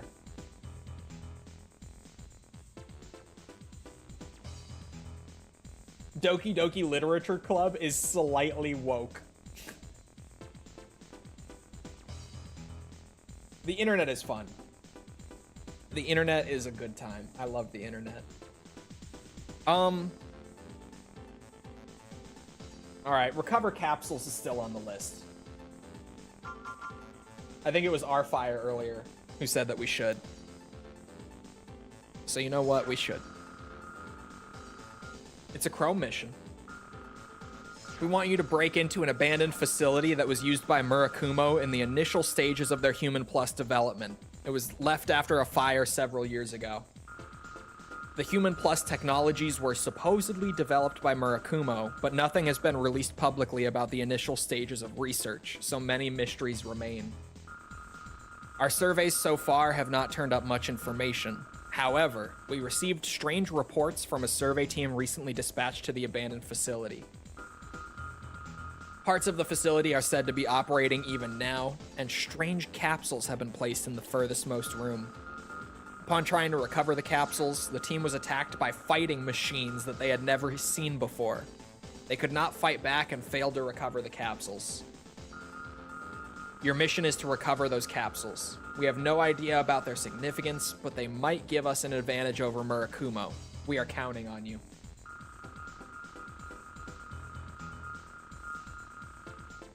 Yeah, the list is just pulling from the Steam community that someone mentioned, by the way.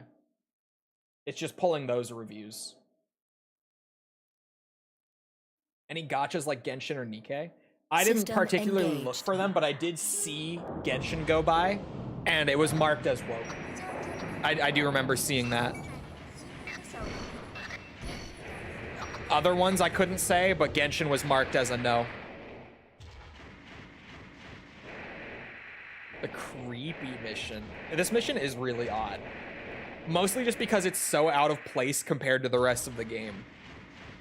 Like, they randomly have this weird-ass, like, Silent Hill atmosphere kind of mission.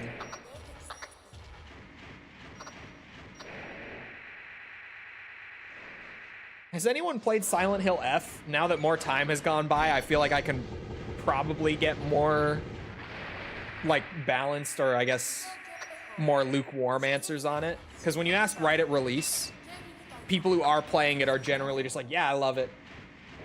But now some time has gone by. Did anyone play Silent Hill F?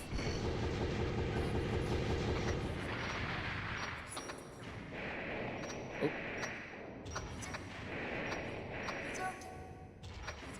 Haven't played it yet? I'm kind of waiting for sale anyway. I'm just curious about how people are feeling about it. I still say it's all right. I don't want it to be all right. Generally, what I've heard is that it's okay and that New Game Plus is fun, but then I also hear people saying that, what's it? I also hear people saying that the combat is terrible. Because it looked bad. And apparently it is bad. Trying to find the hidden part here. Is there a hidden part on this mission? I don't remember there being one here, but is there? I don't need it, but... No? I'll double check after, if I don't come across anything. I do have the list up. I'm just not actively checking it, because I feel like for the most part, I remember what missions have them, but I definitely could forget some.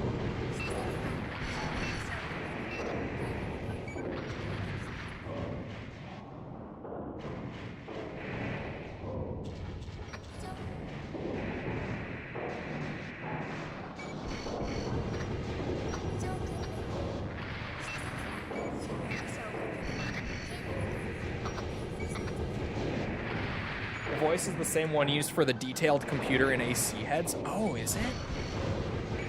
That is interesting. It's been forever, don't worry about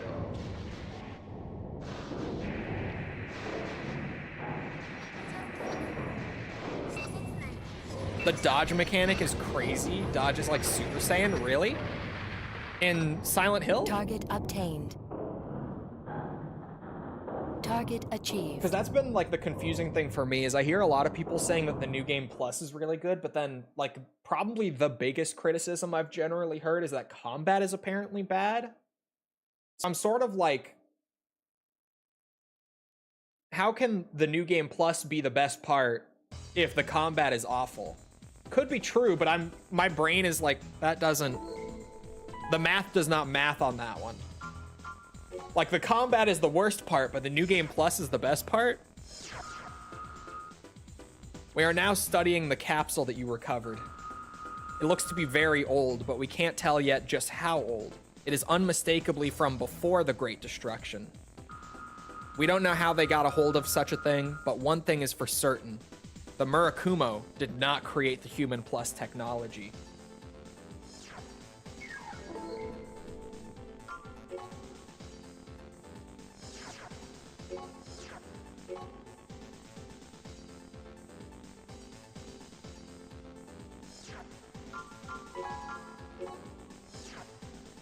Crimson Desert. released another boss fight gameplay where the protagonist is fighting a mech dragon. You can see all the little parts moving. It's just so good. I haven't been keeping up on that because I thought it was an MMO. But also, man, I really did not like, what's it? Black Desert, like, at all. That was a bad video game. Like, that's not even one where I'm like, oh, it wasn't my thing. That is a bad video game. I did not enjoy that one bit. Because the whole time I'm like, why? Why would they make it this way? Again, I don't say that normally. Like, oh yeah, this game is just a bad game. But when it's a bad game, or at least when I really believe it to be, I will drop the "this is a bad game."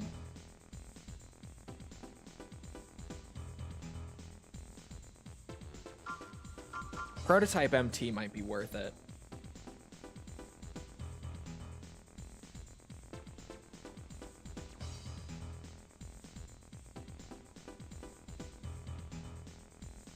The combat is inspired from fighting games. Interesting. I might have to look into it.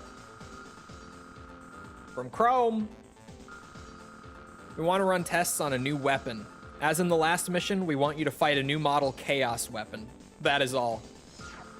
This time, we envision a street battle, fought at test track number 6. We have made improvements to this advanced MT based on the previous data. It might be a bit stronger. If you are defeated by the MT, you have no right to be called a Raven. This time, we have prepared some special parts as your pay. They are new products not yet out on the market. However, to make sure you give it your all, you get paid only if you win the fight. Good luck. Alright. You played God Hand? I have not. God Hand is such a weird one because everyone says that it's like one of the greatest things ever, but then every time I see footage of it, it looks so clunky. Like maybe it doesn't feel clunky, but it looks Fight clunky. with all your might. But it could be like a Resident System Evil 4 engaged. sort of thing, where that game doesn't feel clunky, but it looks clunky.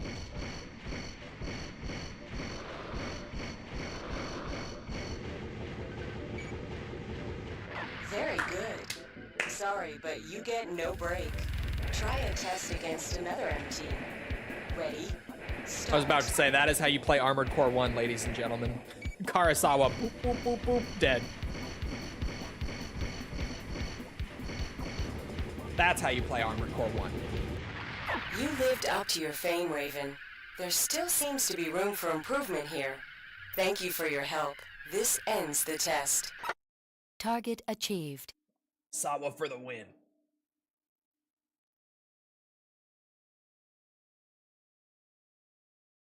Oh, no pay because hidden part, right.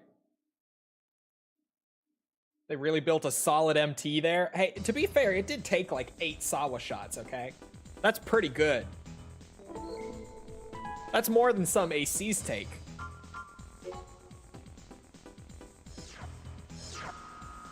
About the Earth Environment Reclamation Committee. As suspected, the Murakumo are behind it. What? Reclamation of the above-ground world. Ha. Their real intent seems to be uncovering past military R&D secrets left in forgotten military facilities above ground. This answers a few mysteries. AC technology and the Human Plus project. These must have been relics from the past. But what really bothers us is whether or not that is all they have discovered. For some reason, I have a very bad feeling about this.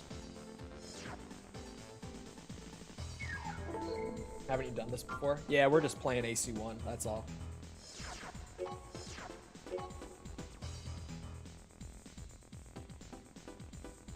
We're back to AC. Yeah, I've done a few streams like this over the last, like, few months. I kind of play it, like, once a month or so.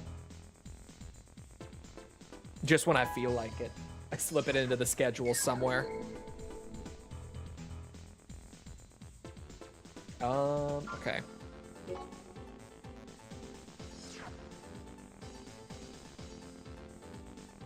AC battle. Kill struggle leader, I think, is the start of the Chrome path? Question mark? Maybe. Not 100%, but maybe.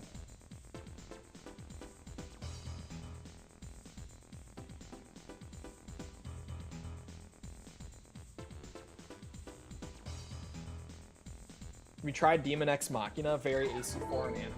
I haven't. It doesn't seem like it would scratch that AC itch for me.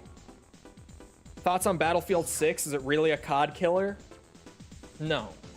It's so fun. It's great. I love it. I'm playing the shit out of it. Is it a COD killer? No. It doesn't do what COD does, is like the thing, right? The part that's kind of important to look at, I guess, is that it doesn't do what COD does. Like, it has like 8v8 modes on little cutout pieces of the maps where you can just play like a domination or a team deathmatch or something. But those modes in Battlefield 6, I've played them. I've played them with False, even, who is not a huge Battlefield player historically. She's played some. She played Battlefield in the past, like 4.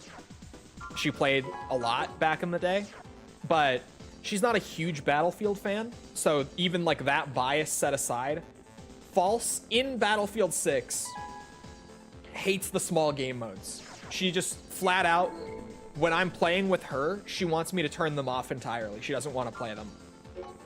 And even I would say, like, the small game modes in Battlefield 6 play like matches of COD that they don't feel right. Like, even when you're playing the COD-like modes, it feels like they would play better in a Call of Duty game. Like, those smaller maps, those more fast-paced, like, boom, boom, boom, boom, boom matches, just play better in a game that's made for that, if that makes sense. Battlefield is made for more, like, drawn-out, objective-based games. Larger scale, obviously.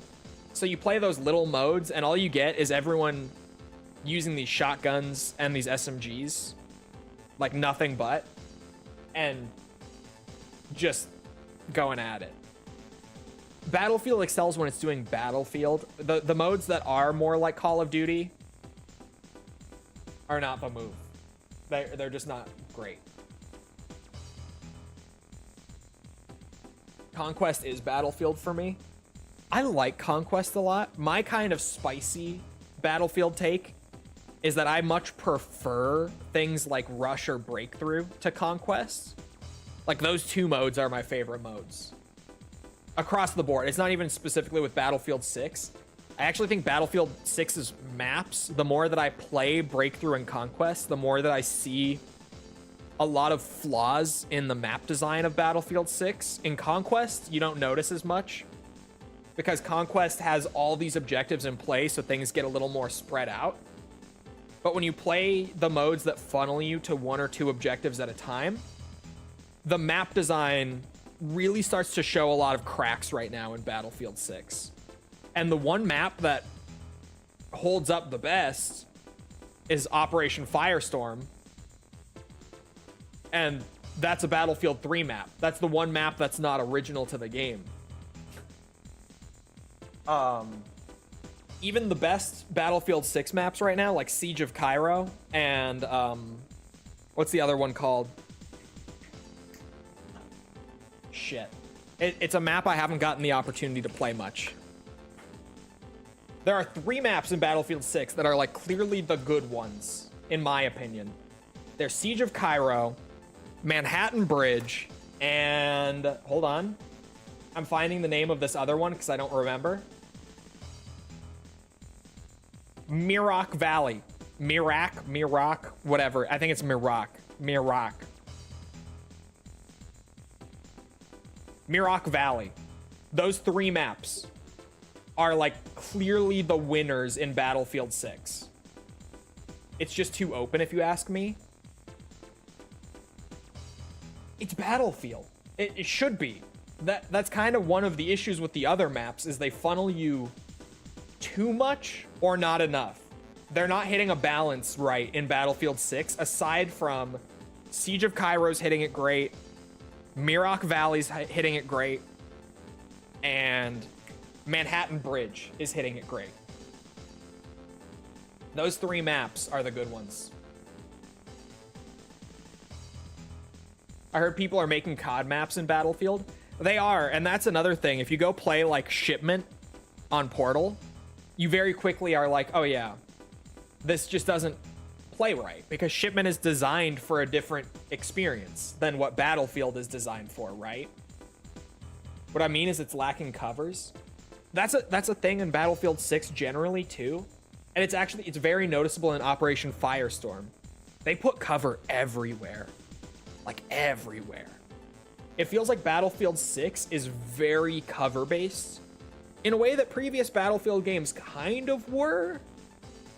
But Battlefield 6 is way more cover based than previous Battlefield games have been. It feels way more like you're moving from cover to cover in the general flow of the game, compared to like a Battlefield 4, a Battlefield 1, a Bad Company 2, a Battlefield 3. And I bring up Operation Firestorm because they placed a whole bunch of cover on that map that wasn't there in Battlefield 3. And at first it feels really weird. But it's just generally, they wanted to have a lot of cover in that game for some reason. And I think that's part of the reason why Siege of Cairo actually plays a little better. Is because when you're defending, you can't just like hard hunker down and hold it basically guaranteed. That's a general issue in Battlefield 6. Like everyone says they love Liberation Peak. I like Liberation Peak, but it has too much cover. If you're attacking a site and there are people there actively defending it, you're not getting that site on Liberation Peak. You're like, unless you get a fucking godsend like helicopter run or something to help you out, or you have a tank with you, whatever, you're not getting that site on Liberation Peak. You're just not. Everything is too defendable on that map. And it does feel very Battlefield-y, but it feels way too defender-sided. And generally, a lot of the maps in BF6 right now feel way too defender-sided, or if they're not, New Sobek City has an issue where that map is way too attacker-sided. Like, defenders don't stand a fucking chance on those on that map. If you're playing Rush or Breakthrough, you're not gonna hold it down. Succeeds at large scale? Yeah. I remember that map being too claustrophobic in Battlefield 3, 64 v 64. Battlefield 3 was 32 v 32. Watch your YouTube videos and love the RE content. I'm glad you enjoy them. Sorry, I'm yapping so hard. Battlefield 6 is great, but there's also a lot of like people not being willing to criticize Battlefield 6 right now. And then if you do criticize Battlefield 6, there's a ton of pushback on any of it on the internet. Like I was talking about yesterday, the guy who gave the campaign a 5 out of 10, which is a higher score than I would have given it now that I've finished it. That campaign fucking sucked. The IGN reviewer who gave it a 5 out of 10 was getting like death threats to him and his family for giving the campaign 5 out of 10, while IGN I think gave the multiplayer component like an 8 or a 9 out of 10. But because he dared to criticize the single player component, I would say not harshly enough, he was getting like death threats, and even his family members were getting death threats, and they had to put out a statement about it. And even that is just not really being talked about because there's so much blind hype around this game that like that whole thing kind of showing that people might be a little too hyped up on it to the point where it's like a little unhealthy. That's just kind of getting put off to the side for now. It's crazy. I think it's a little out of hand, but the game is great. I'm playing the shit out of it in my free time too. I'm loving it. But like, I think there's a little too much just blind excitement around it right now. I wish there was a little more discussion on the things that the game wasn't doing as well. Because I think, you know, when we don't have those discussions, those things don't get fixed. Like, the developers never really catch on to the fact that that issue is affecting enjoyment for a large crowd, and they just won't address it. Because, like, it's working, so just leave it.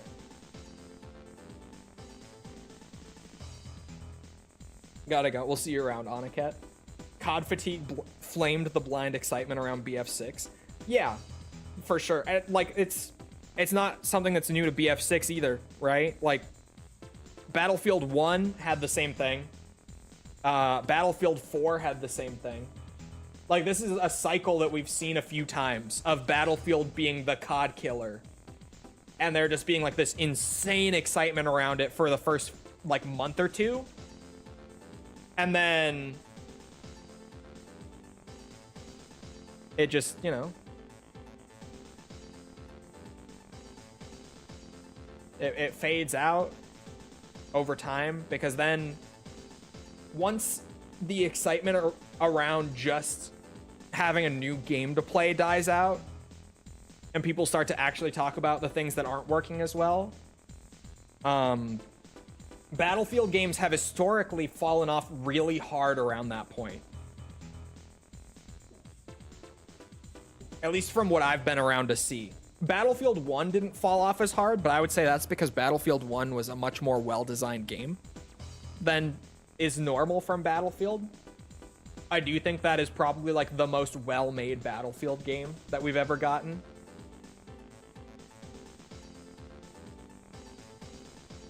Any comments on Borderlands 4 getting a discount? Did it? I didn't know that. And did IGN put out a preview for the campaign?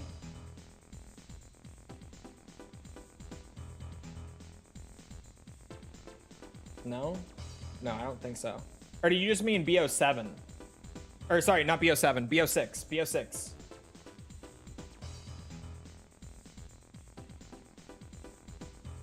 They gave Black Ops 6's campaign a 9. What the fuck? Who did this review? It is the same guy. The same guy gave that a 9. But I would, you know... Okay, hold on. Now, I kind of... If he... Okay, hold on. Listen. Because this might sound crazy to say. But I did just say a minute ago, he gave Battlefield 6's campaign a 5 out of 10. And I think that's way too high.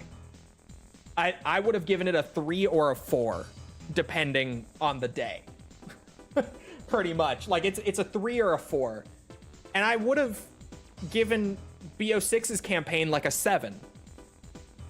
So I could kind of see, like, his scale might just be weighed a little higher than mine. Because BO6's campaign was good. It was one of the better Call of Duty campaigns in like a decade. No bullshit. We played BO6's campaign on stream last year when it came out, and it was awesome. For a COD campaign. For like a single player shooter campaign, it was really good. It's not a 9 out of 10, but I can see where, like, if his scale is just, you know, tilted a little higher than mine, I would say that BO6's campaign is probably 4 points above Battlefield 6's. Cold War had a good campaign. Cold War also had a good campaign. BO6 just followed off the Cold War campaign, and it was great. It was really good. So, like, I weirdly, 9 out of 10 sounds insane. But having played the BF6 campaign and knowing damn well that a 5 out of 10 is a generous score for it, I could see how, like, relatively speaking, again, if BF6 is a 5 to him, I could see how BO6 is a 9 by comparison. Because BO6, genuinely, that campaign runs circles around Battlefield 6's. It's not even a close competition. That campaign was actually damn good. Battlefield 6's campaign, like, I was trying on stream to be like, okay, this, you know, it's not great, but it's a Battlefield campaign. And then near the end, like, as we got to the end of the story, we genuinely sat here and we were like, I don't even know what the enemy faction was trying to do. Like, we played the entire campaign. I've replayed the opening missions of the campaign off stream, doing collectibles and challenges and stuff. I can tell you, that campaign never even establishes why the bad guys are the bad guys or what their goals are. They're just like, oh, bad guy, fight bad guy. And that's it.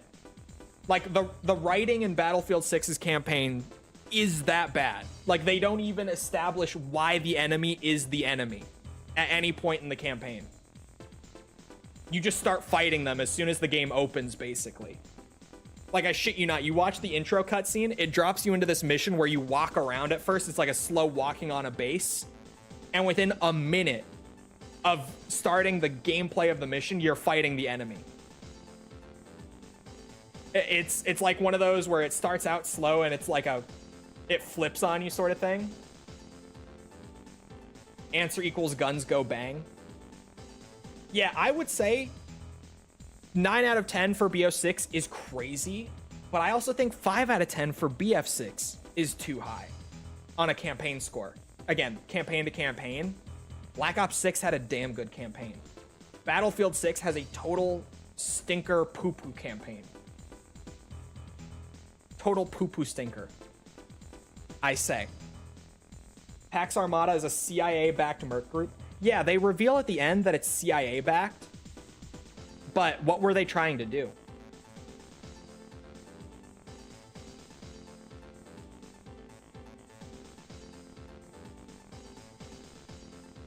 It never got established in the campaign. Like, the goals of Pax Armada were never established in the campaign. They just were the bad guy because they are the bad guy, and you go shoot, shoot, bam, bam. Which is where I'm like, okay, we're not even trying here. We're not. But that also, to me, I think Hasriel brings up a great point. Who watches IGN? Like, genuinely, who is still watching IGN? I don't even feel like this outrage comes from, like, people who would otherwise listen to an IGN review being like, oh my god, why is it so low? This is genuinely just people caught wind of a bad campaign review and went crazy. Went fucking bonkers. Like, no one actually cares about IGN reviews until someone tells them about a score that they don't agree with. And even when that happens, they don't go and read the review. They just go berserk. Basically, it was trying to strengthen America through conflict. They were attacking America in the campaign.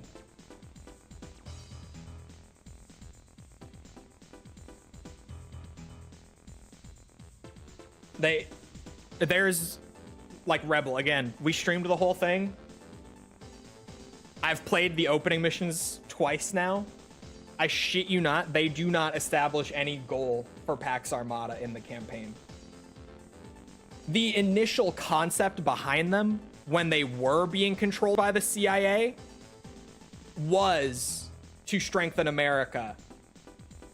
But after they got out of control and went against America, we are never given a reason as to why they did that within the plot. There's no they literally just say, oh yeah, they broke off and attacked America, but we don't know why they did that. There's no given reason as to why they did that.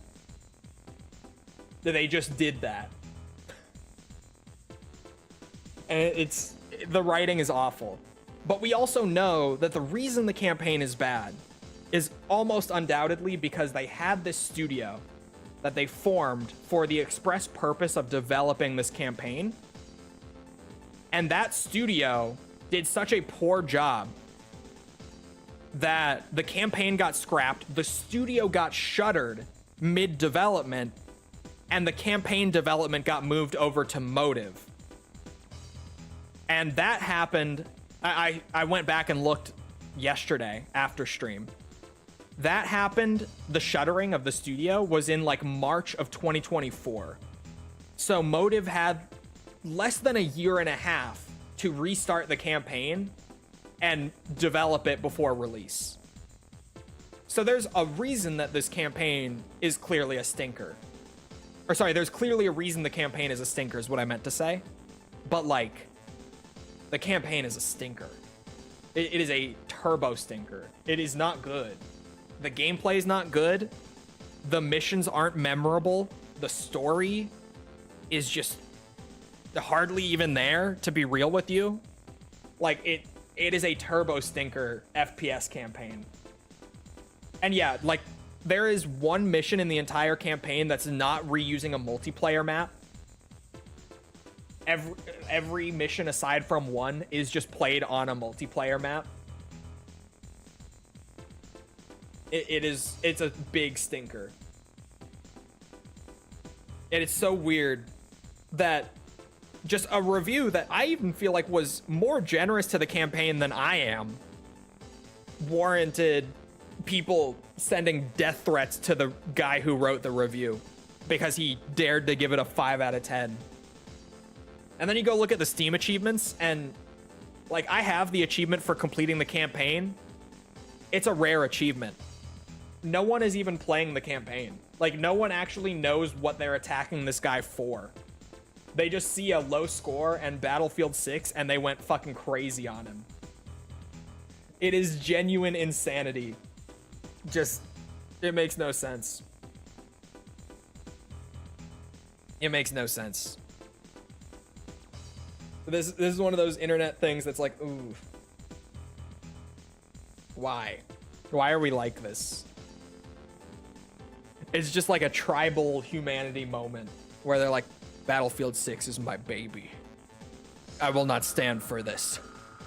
Anyway, I yapped a lot there. Great news. We have determined the whereabouts of the leader of the terrorist group Struggle.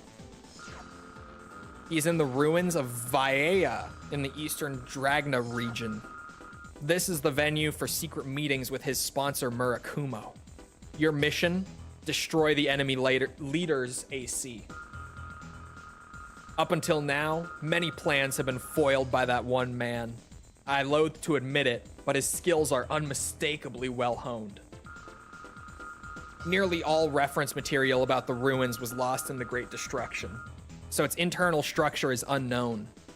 There may be traps, but you'll be okay in an AC. This is the chance of a lifetime. Do not fail us. Be sure to get him.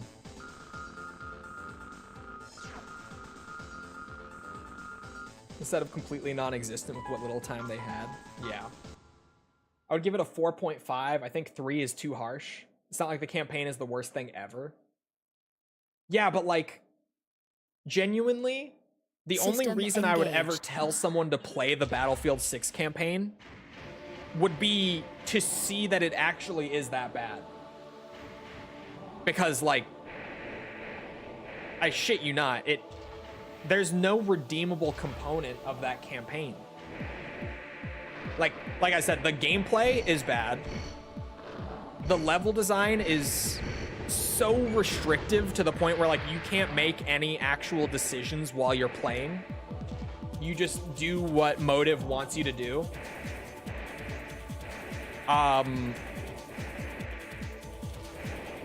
Whoa. The story is bad. The story's hardly even,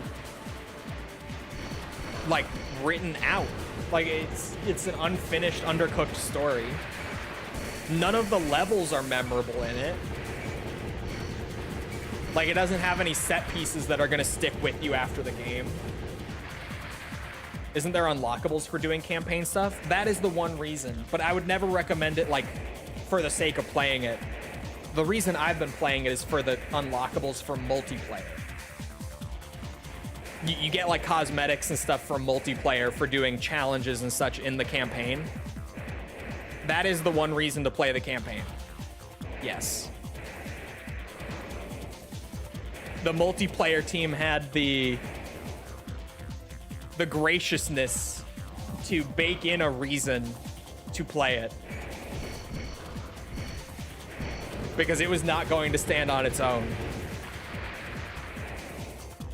I really, like, it sounds like I'm being so overly harsh, but I couldn't tell you a good thing about the campaign.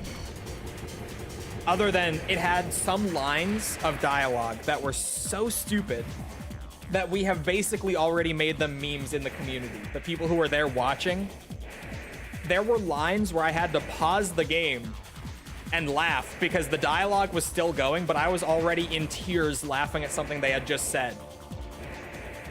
Like verbatim, one line that I was crying laughing at is while you're in the New York subway, mind you. You're underground in the subway. There's a little rumbling. And one of the guys in your squad goes, sorry, I missed a line. He says, yo, is that a fucking train? And I had to pause the game and just laugh for like 2 minutes.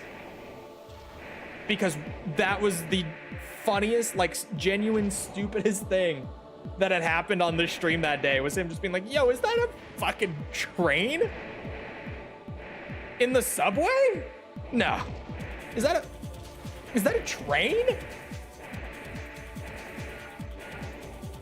Killed me. And then there's a guy who you're there to like get info from in one of the missions, and he's dying when you get there, and he gives you a thumbs up before he bleeds out. Like before you get to know where the info is or anything. And then Murphy, who you're playing as in this moment, goes, he's a tech guru. It's the thumb. Take his thumb, cut the thumb off. He's got like a chip in the thumb. And they're like, oh my God, you're a genius. And I had to pause the game and just laugh because I was like, what? What is happening? He's a tech guru. Take the thumb. It's the thumb.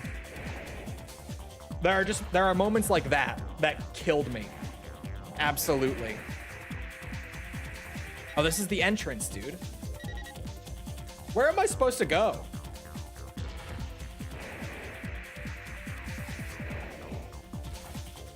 It's a thumb drive. Yeah, exactly. It's so stupid that you just have to laugh at it. You're like, what are we doing?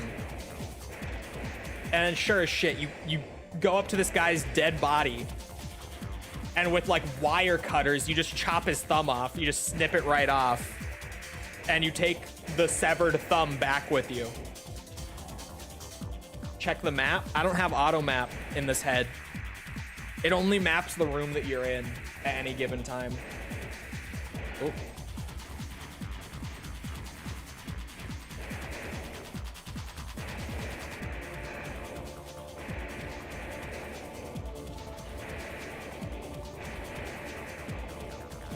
I feel like it's just there to keep people from complaining that it's not there. I feel like it genuinely is. Like they, realistically, from a business standpoint, they would have been much better off just saying, no, we're too far into development. A year is not enough time. Just cut the campaign. But Battlefield 2042 didn't have a campaign. So they were coming immediately off of a controversy of not having a campaign in the previous game. So weirdly, in the exact situation that Battlefield was in, they were actually better off having a campaign that was absolutely awful than not having a campaign at all. So realistically, it is there, literally just so that you could say that it's there.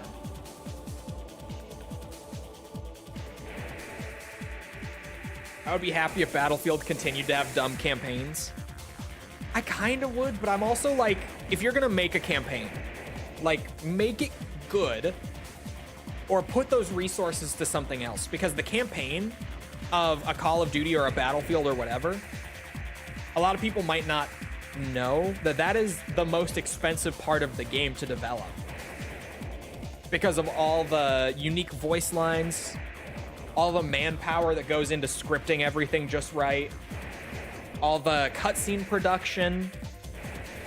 Like, it is always the most expensive part of these games. Most of the budget goes to the campaign.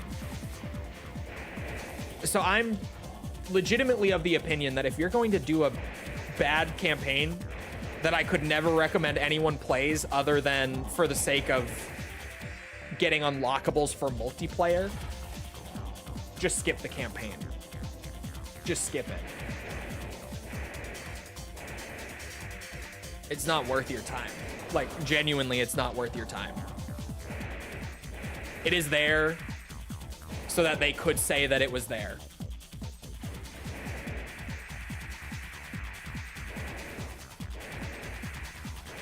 And again, this isn't to call out anyone in chat specifically, but I should point to, you criticize Battlefield 6 right now, and there's just automatically pushback. Like, it is an automatic response from people currently to push back on criticism of the game, where I'm like, I think this game's campaign was total shit.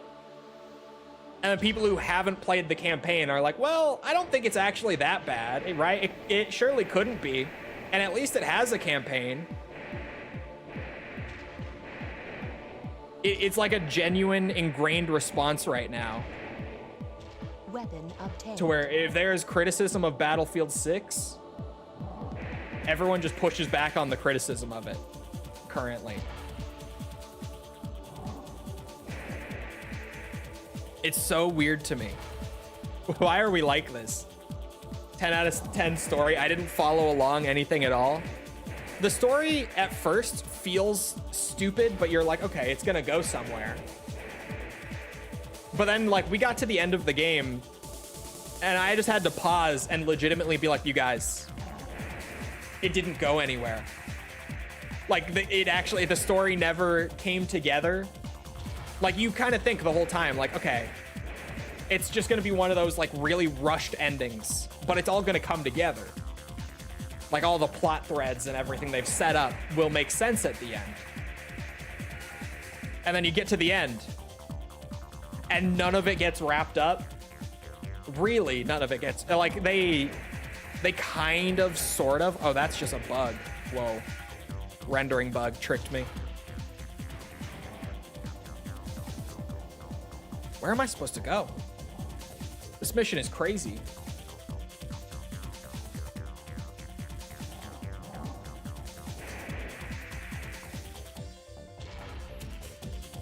The Bad Company ones? Yes, the Bad Company ones are fun because they were very, like, non-serious and silly.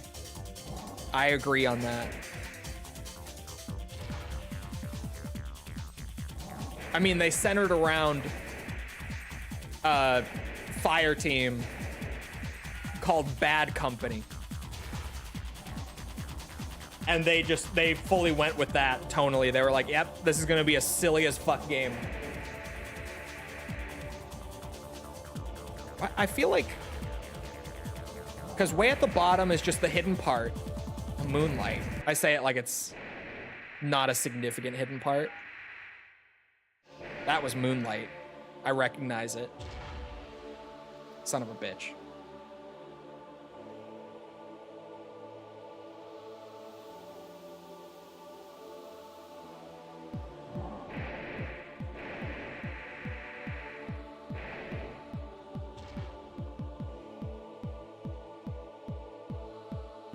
No, that's just a rendering bug.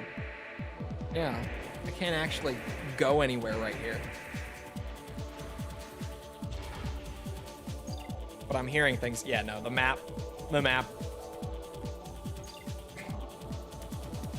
Out of habit, I opened it and then was reminded it's not gonna do anything for me here.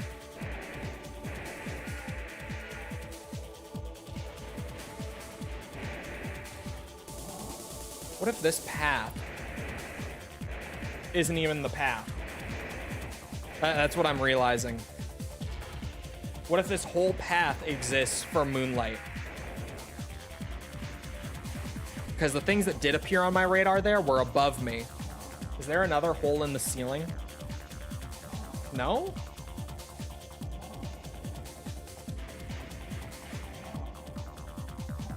The music in Armored Core is great. It always has that going for it. But right now I am confused.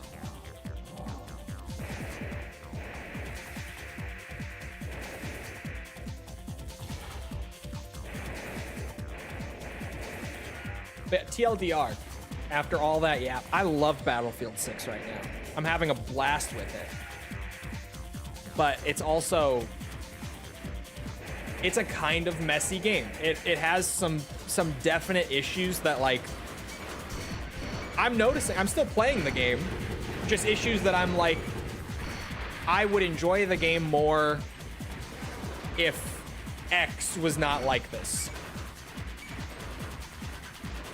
My big one also, that I know they're not going to change, but it is something that has reduced my enjoyment with Battlefield 6. Closed weapons should just go back to being the default.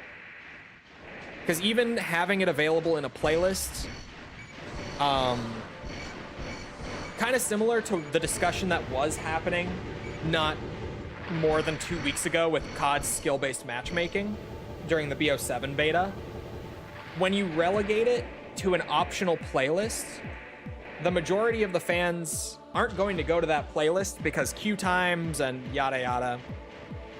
And even if it is there as an option, it's not actually going to be a replacement for that just being the way the game is designed. And having people running around with, like, whatever the fuck they want on medic and just always being able to play medic, which, mind you, I say medic, support right now, I don't think, like, anyone is going to argue, Target achieved. is just the best class in the game. Like, right now, you need some engineers on your team, and recon can be, like, kind of annoying with the drone and the spotting. But 9 times out of 10 in Battlefield 6 right now, there's not a reason to play assault. There's not a reason to play recon outside of being somewhat of an annoyance to the opposing team. An engineer is situational. Support is almost always the play right now because you can throw whatever gun you want on it and it just has the best kit aside from its weapons. Whereas in previous games, support has been incredibly helpful. Like, you need supports on your team, but then those who want to play support are stuck either with an LMG or the generic options that don't really specialize in anything. It being an option attracts COD players. I think that's why they did it. I don't think that's why they did it, because it's a carryover from 2042. I think that just generally right now, they kind of have it in their heads like, this is just a new Battlefield. I really think they should go back. I'm super glad they undid the specialist bullshit that was in 2042. That sucked. There wasn't even, like, any debate on that. That was not good for the game in the slightest. But I think that, like, on paper, open weapons sounds like a good idea, because even pre-launch and pre-beta, when they were talking about, like, yeah, weapons are open, but you get, like, perks for using the weapon on its intended class. I was like, oh, okay, yeah. I think that's a great middle ground. On paper, I feel like it is. But then you play the game, and the perks are, I don't remember all of them, but I know that the SMG perk for actually playing SMGs on Engineer is your hip fire spread is tighter than it otherwise would be. You get less random spread on hip fire with SMGs. But I mean, how much is more accurate hip fire going to deter me from still just playing support with an SMG instead of Engineer? And, like, LMGs on support, you don't get the movement speed penalty of running an LMG, which is cool, but that doesn't really make the LMGs that much better because, I mean, let's be real, in Battlefield, the thing that holds back the LMGs is not the movement speed, because you can pull out your knife and run at full speed. That's a quality of life thing. It's not actually addressing like what would otherwise be a problem with the LMG. And I believe on recon, I think the recon bonus for snipers is like reduced scope sway, which, you already have the hold your breath thing that eliminates scope sway entirely on snipers. So again, it's a minor quality of life improvement. I don't remember the assault rifle one. I could find it.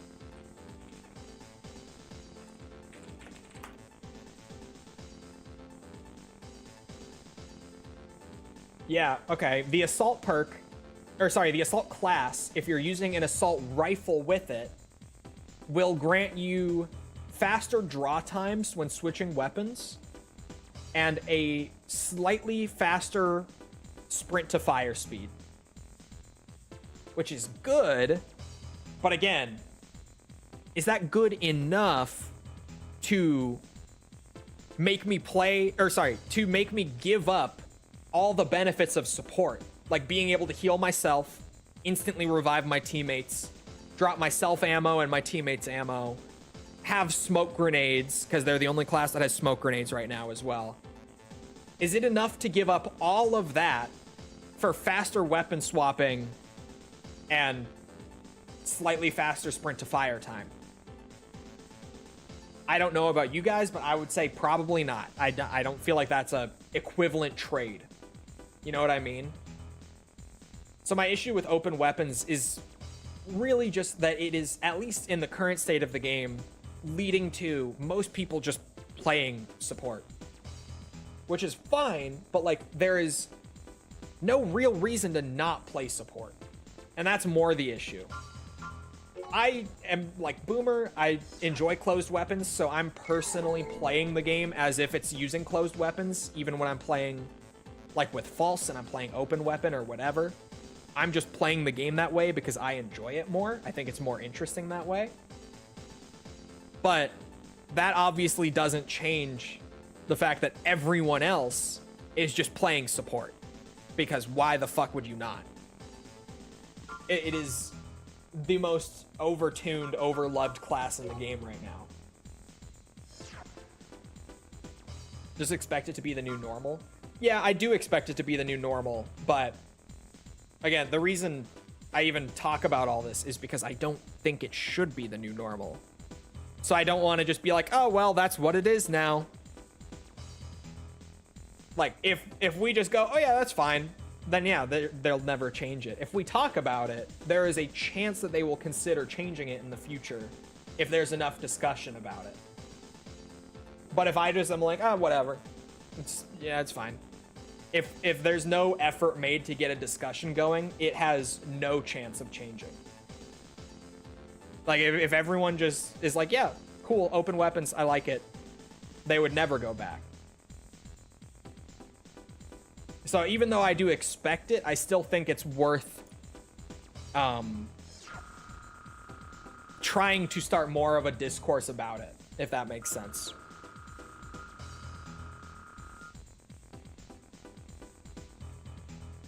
Call of Duty, again, I could go for the low-hanging fruit right now of skill-based matchmaking. As of this year, like BO7, they are going to scrap the skill-based system. It's not even going to be in there anymore. I could go for that. I won't. Because I could go for so many other examples in Call of Duty. Red dots on the minimap.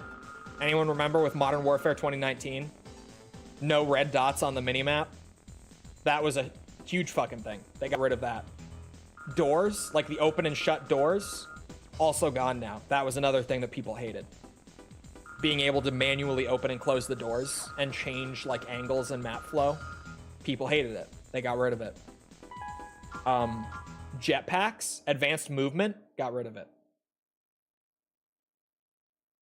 Like, Call of Duty historically will do something for a few games because System engaged. the the development model kind of dooms them in that sense, where when they do try to respond to feedback, it's going to be slow. Because unless they immediately patch the current game and make changes to the other games currently in development, it takes like 3 games, especially for something big like no advanced movement. Like, yeah, that takes them 3 years to change because those other games are already so far into development, right? But sorry, I'm focused on the game right now too, trying to remember where to go for a cleaner run of this.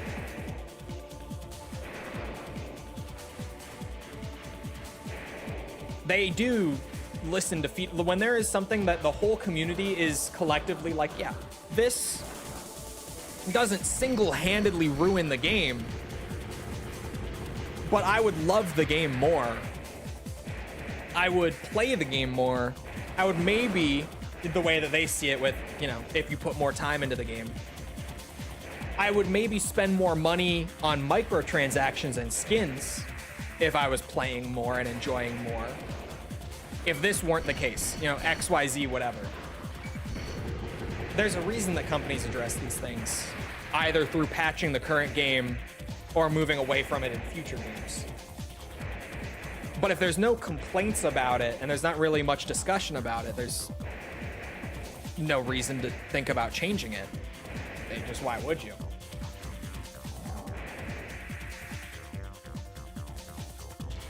So I think it's important to talk about stuff like that in any game, but especially, and I know that Battlefield 6 will get to a point where people talk about the game's flaws.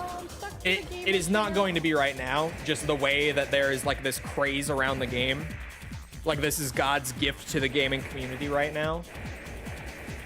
There's not going to be much discussion about stuff like that currently, but in like 2 months, once this craze kind of passes and the people who really love the game do stick with it beyond that, yeah, you'll definitely start to see more like discussion around the game's flaws and potentially see some of those points of feedback addressed. It's just the way things are right now. The way that people are treating the game right now, it's not going to be anytime soon, unfortunately. But maybe I can plant the seeds with some people to be like, yeah, I think the maps kind of are fucked right now in terms of like, certain maps defenders are always winning, certain maps attackers are always winning. It doesn't really matter. Like, if you're on that side, you're fucked. Because that's totally an issue right now. Like, 100%. All of the new maps in the game are either just attacker oriented or defender oriented. The other team is going to lose. Maybe they'll lose in one sector, 2, 3, but they're going to lose. Point being. Shit. These platforming bits in AC1 are awful. Certain maps you actually get spawn locked in Conquest. Most maps you get spawn locked on Conquest, but that's kind of as it's meant to be, weirdly. Which sounds fucked, sounds not right, but yeah, that's kind of by design. In Conquest, if you get totally capped out or down to like one site even, you've lost the map control. So that is kind of like an intentional thing to where it's hard to come back from that.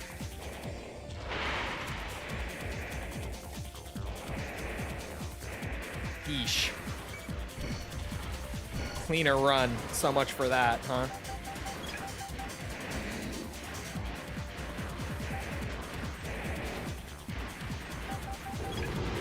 Oh.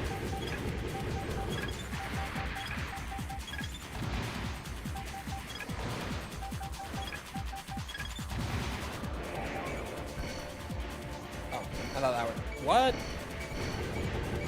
I still had to hit him with all 4 Sawa shots. Okay. Missiles don't do shit against them. Good to know. Played 2 matches last night where it was one site, we just couldn't get anything. Yeah.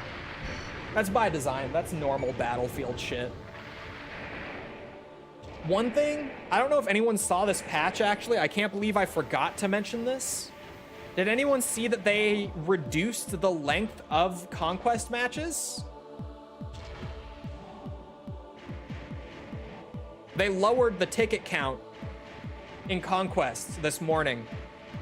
I haven't played yet since that patch, but I saw the patch on Twitter. I saw them tweet about it, that patch was going live today. They're shortening Conquest matches up. I mean, 1,000 is kind of a lot. Yeah, but like, have you played... The whole thing is that the matches are long. Like, that's a core of Battlefield. That's kind of part of the game's identity.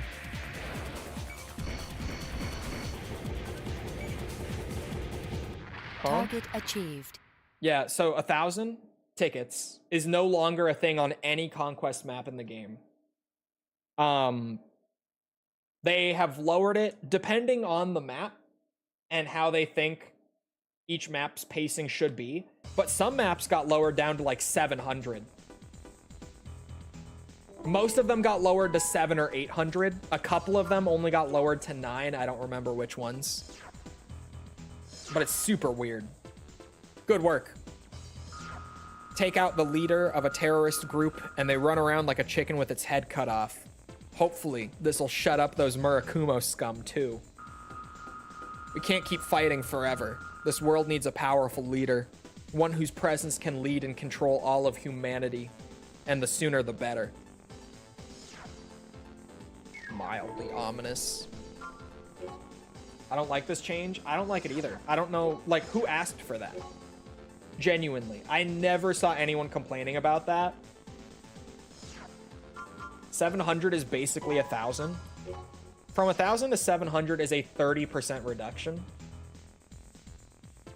Which might not sound like a lot. But let's say, on average, your Conquest matches were going for 30 minutes. I feel like that's about right.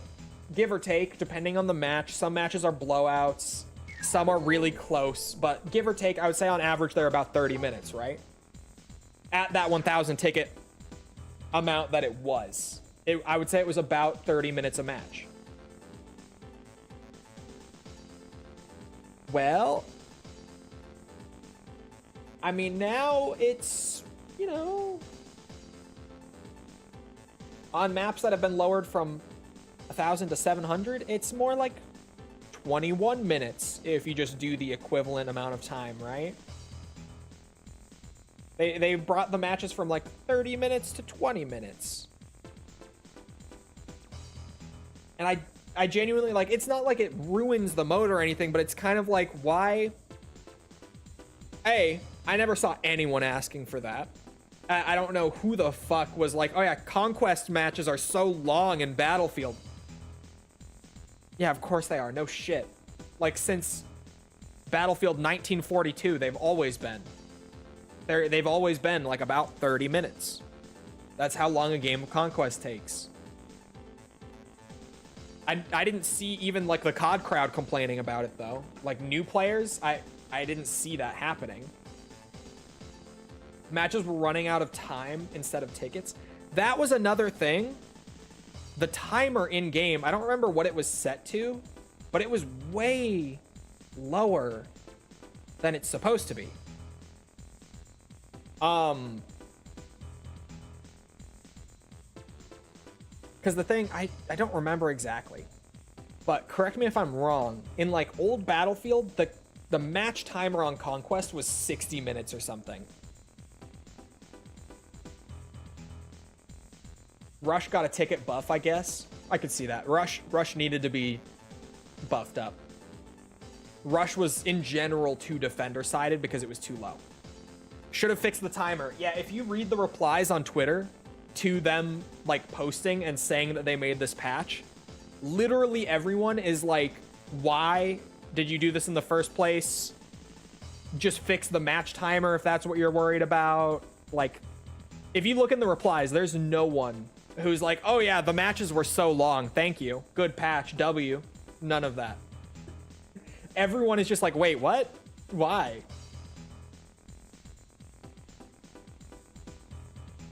It's so weird. It is such a weird change. Like, I can't really tell you why they would do that. Because if it was, you know, matches were going longer than usual or whatever, people were complaining about it, then I would understand it a little bit. But, like, that wasn't happening. They were going about as long as Conquest matches have always gone. No one was complaining about it. Yeah, literally no one asked for this. It's just so weird that they randomly were like, oh, we're going to change this. And everyone's just like, wait, what? That being the general reaction too kind of says a lot, if you ask me. Like, people being genuinely just confused at this patch en masse because there was no, like, feedback from the community on this. There was no... They're going to turn it back. They might. But similar to how everyone, like, anything good that COD is doing right now, people are like, oh, it's because of Battlefield. I think the only reason they would turn it back, considering this was just the developers doing something they wanted to do and not addressing community feedback or anything, if the feedback is strong enough that they do dial it back up, I would say that that's only to continue to ride out, like, the anti-Call of Duty sentiment, if that makes sense. I would say that's to kind of keep their momentum wave going and the goodwill about the game going for longer. You feel free to disagree, but I feel like there is a lot. I've said before, I think this little, like, weird feud between them has been great for both games. Like, BO7 is clearly benefiting from a lot of changes that they're making to try to keep people from totally jumping ship. But I also think that Battlefield 6 has come out way better than it otherwise would have because they're trying to dethrone Call of Duty, at least to some extent. I think even they know that they can't, like, dethrone it. But I think they see the opportunity to take a big hit on Call of Duty with this game. And I think they're really riding that out. There are already articles from Game Rant, IGN, PC Gamer, etc. about this, so they might change it. What about people being upset about it? Because I saw it and I was just like, why? Why change something that is so, like, fundamentally Battlefield for no reason? Like, the only reason I could think is that they're looking at it, they're like, okay, COD players are playing the game right now, en masse. All the COD players are playing right now. So, we should reduce the match times. Because COD players like shorter matches. Like, that's the only thing that I could think being the reason behind this change.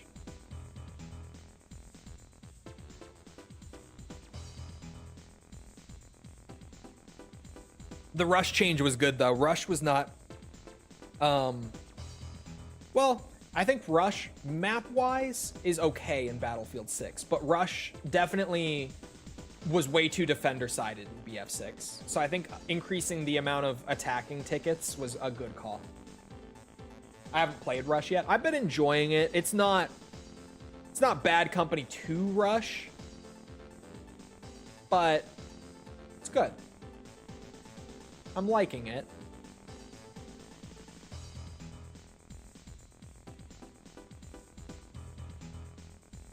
It does kind of feel that way, though, right? Like, COD players want shorter matches. Conquest is long. Reduce Conquest match time.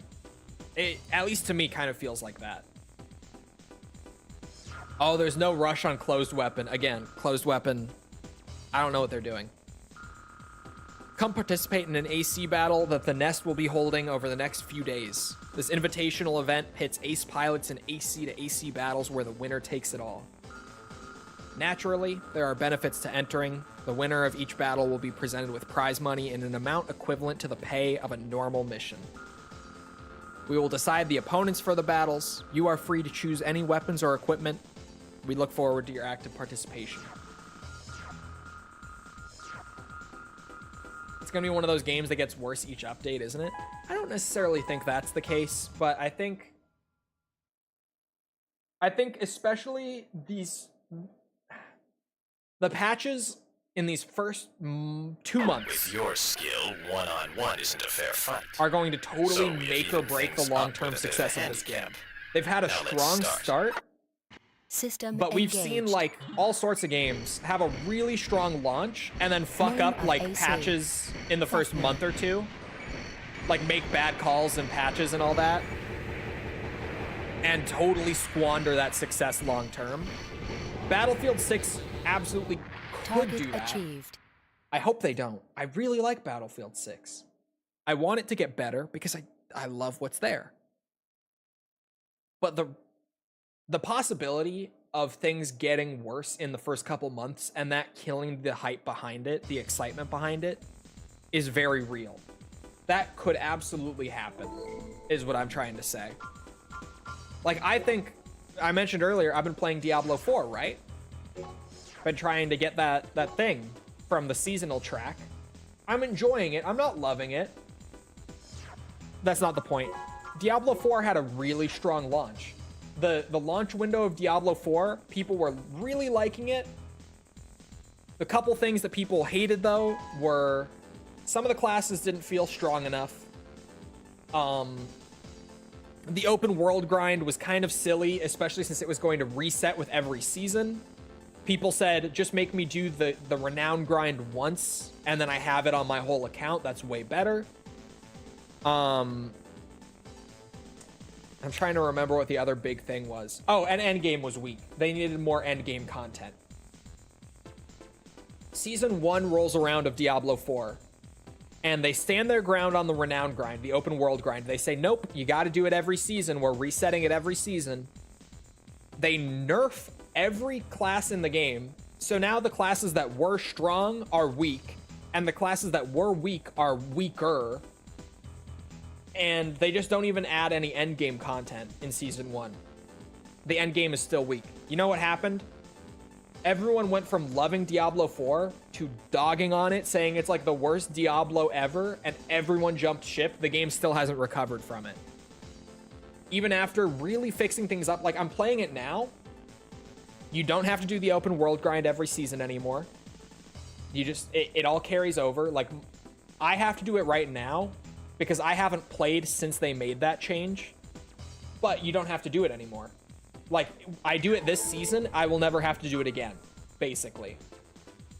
There's so much endgame content. They added a great endgame. They overhauled the difficulty system, which was more of like a minor complaint, but they did it. And classes actually feel strong now. Like now, every major criticism that was there and that made everyone bounce off of Diablo 4 when it came out has been addressed and is genuinely fixed. Yet, how many people do you see talking about how much better Diablo 4 is and how much of a comeback it's made? Nothing.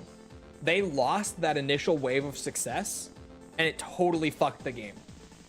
Like, I bet you after this next premium expansion that we've heard whispers about, Blizzard is apparently working on another like $40 premium expansion for it. I bet you after that it gets like some seasonal support, but the main team is probably going to make the next Diablo game after this expansion. And there will be like a skeleton crew left behind to do support stuff, but that'll be it. Because it really is, it's too little too late. It took them like 10 seasons to get the game into a great state. You lost it. Even though there was a lot of excitement and great sales and all that right at launch, you had one really bad update that killed it, and then you took your time fixing it over the future updates, and now like it doesn't matter. And even then, like I said, I'm having fun with Diablo 4, but I still think Last Epoch is better. I still think PoE 2 is better. And I absolutely still think that Path of Exile 1 is the best ARPG on the market. Like, out of any ARPG that has ever released, Path of Exile 1, still the GOAT. And Diablo 2 is still better.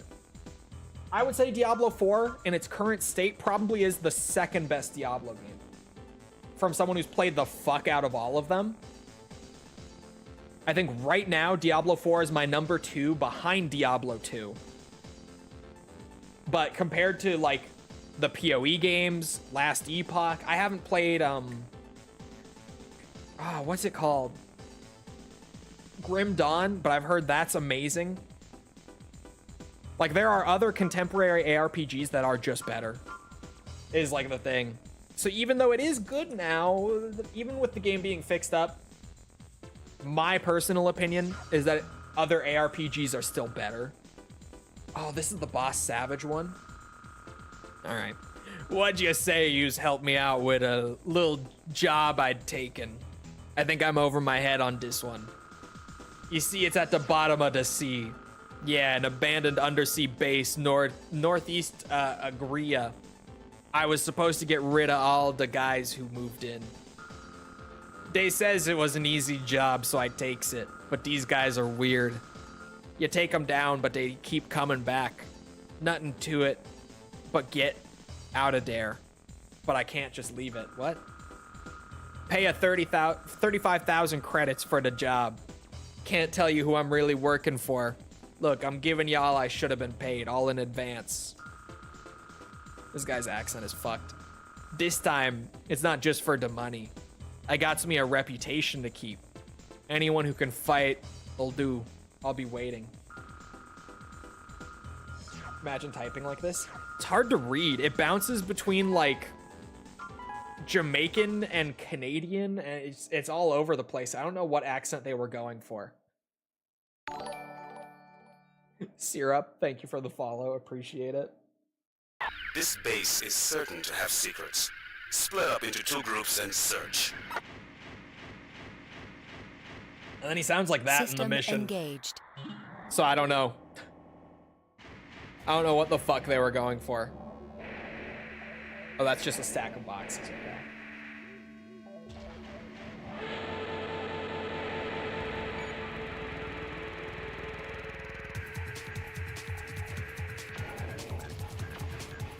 Oh, I thought that was a door. I went to read chat real quick. Oh, it's these fuckers. They have so much energy defense, it's not worth it. Get out.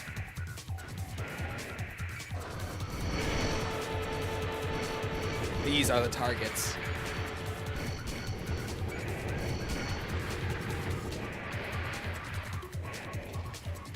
Cannot unlock gate.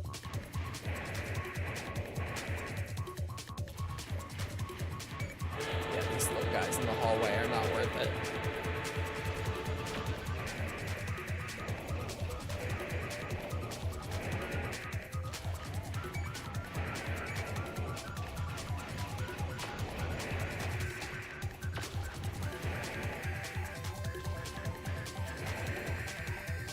Like Monster Hunter, which could have gotten better with patches that fix the performance, but all they're doing is collaborating with Final Fantasy. I only just saw that, sorry. Yeah, I think Battlefield 6, if they don't play their cards right in the near future, like pretty much for the rest of this year, and I would say into early next year as well, since pressure will be on by COD. Because especially, like, the thing is, I don't know if a lot of people have seen it, but within the hardcore COD community, I've seen stuff going around of people getting excited for BO7. The same people I've locked the who doors, were, Israel. like, talking up Sorry, but killing BF6 you is and, like, my jumping mission. ship to it. I will take my leave now. And, you know, BO7 being chalked right from the start. Those people are starting to come around on BO7 after the beta because the gameplay was good in the beta. Like, maps were good and stuff. The weapons were great. Like, gunplay was great. Movement was great. They gave us zombies in the beta as a little tease, and it was pretty solid. Like, they had a good beta, followed by removing skill-based matchmaking and all this. And even though a lot of people initially were like, oh, it's just because of Battlefield, fuck them. there is a weird hype starting to form around BO7 that might actually be interesting to see how that plays out at the end of the year. Like, I genuinely, I kind of think back to like Modern Warfare 3, the recent one, where initially everyone was like, oh my god, it's the same game, what bullshit, I'm gonna go play other games this year. Like, this is ridiculous, right? But then over the course of MW3, some COD fans might know, like, it got really good with patches, and the core game was always good, but patches and stuff totally made it like a good COD game. For the multiplayer guys, there was no zombies or anything, so it wasn't my year. But multiplayer guys consider MW3 like the gold standard of the Warzone era now. And at first, fucking no one wanted to play that game. It had really poor initial sales because no one was interested. But it came around by being an actual good game. And I feel like that could happen with BO7. Especially considering that the MW3 thing was 2 years ago. Like, that just happened. That's still very fresh on people's minds. Like, people remember that game that they almost skipped but picked up on like Christmas sale or whatever and actually loved. I think BO7 is weirdly starting to look like it has a good chance. Escape pod discovered. Combat Which a couple terminated. months ago I would have been like, ooh. Yeah. That community sentiment's brutal, eh? But now it's starting to come around a little bit. And there's still like a month before release where that discussion is going to continue. I'm curious. It really is. It's a mix of BO7 and how that comes out, and how Battlefield 6 continues with its updates and patches. We'll see. Well, well, well. I never imagined that you would come back alive. It seems that I underestimated you. Well, you certainly showed me. We shall meet again someday. I look forward to that day. I love the offline mode on Last Epoch. Yeah. It's so nice that that's an option. Because, yeah, like, things like Diablo 4 and even PoE being always online, like, you can have times where you go to play and, like, there's a server issue or just your connection is being wonky, like maybe your internet's having a moment, whatever it might be. Things happen. And you're like, oh, I really wanted to play Path of Exile, but, like, no, the internet's just not cooperating or whatever. And you just can't really play it and enjoy it. Especially if you play hardcore like I do. Like, if I ever log on and there's a server issue, I'm just not going to play right there. Because if my character dies, I start over. Since I enjoy playing hardcore on ARPGs, right? So, especially for me, it's like, oh no, I can't play the game right now. Never mind. So Last Epoch having that is great. I love that that's a thing. Anyway, it is a little over that time. So, I hope you guys enjoyed. If you did enjoy it and you haven't done so already, feel free to go ahead and leave a sub, follow, whatever, come back another time. We're doing this. We're doing all sorts of other stuff, like Ace Combat 100% tomorrow. Reminder. Don't say I didn't warn you. We're doing Metal Gear. We're doing Resident Evil, Yakuza, all sorts of stuff. Come back for any of it. Also, if you enjoyed, feel free to leave a like. Algorithm, you know how that goes. Helps out, boosts it, all that stuff. Thank you if you've done so already. Thank you if you're about to do so. If you're looking for links to anything outside of Twitch or YouTube to engage with the community, check out links in the description below on YouTube or on Twitch. They're on the channel page. They're in chat commands. You'll find whatever you're looking for. Sorry, I have the hiccups. Other than that, though, hiccup. Once again, I hope you guys enjoyed. I hope to see you always back here next time. I hope you all have the rest of your day. Thank you for coming to the stream, and goodbye.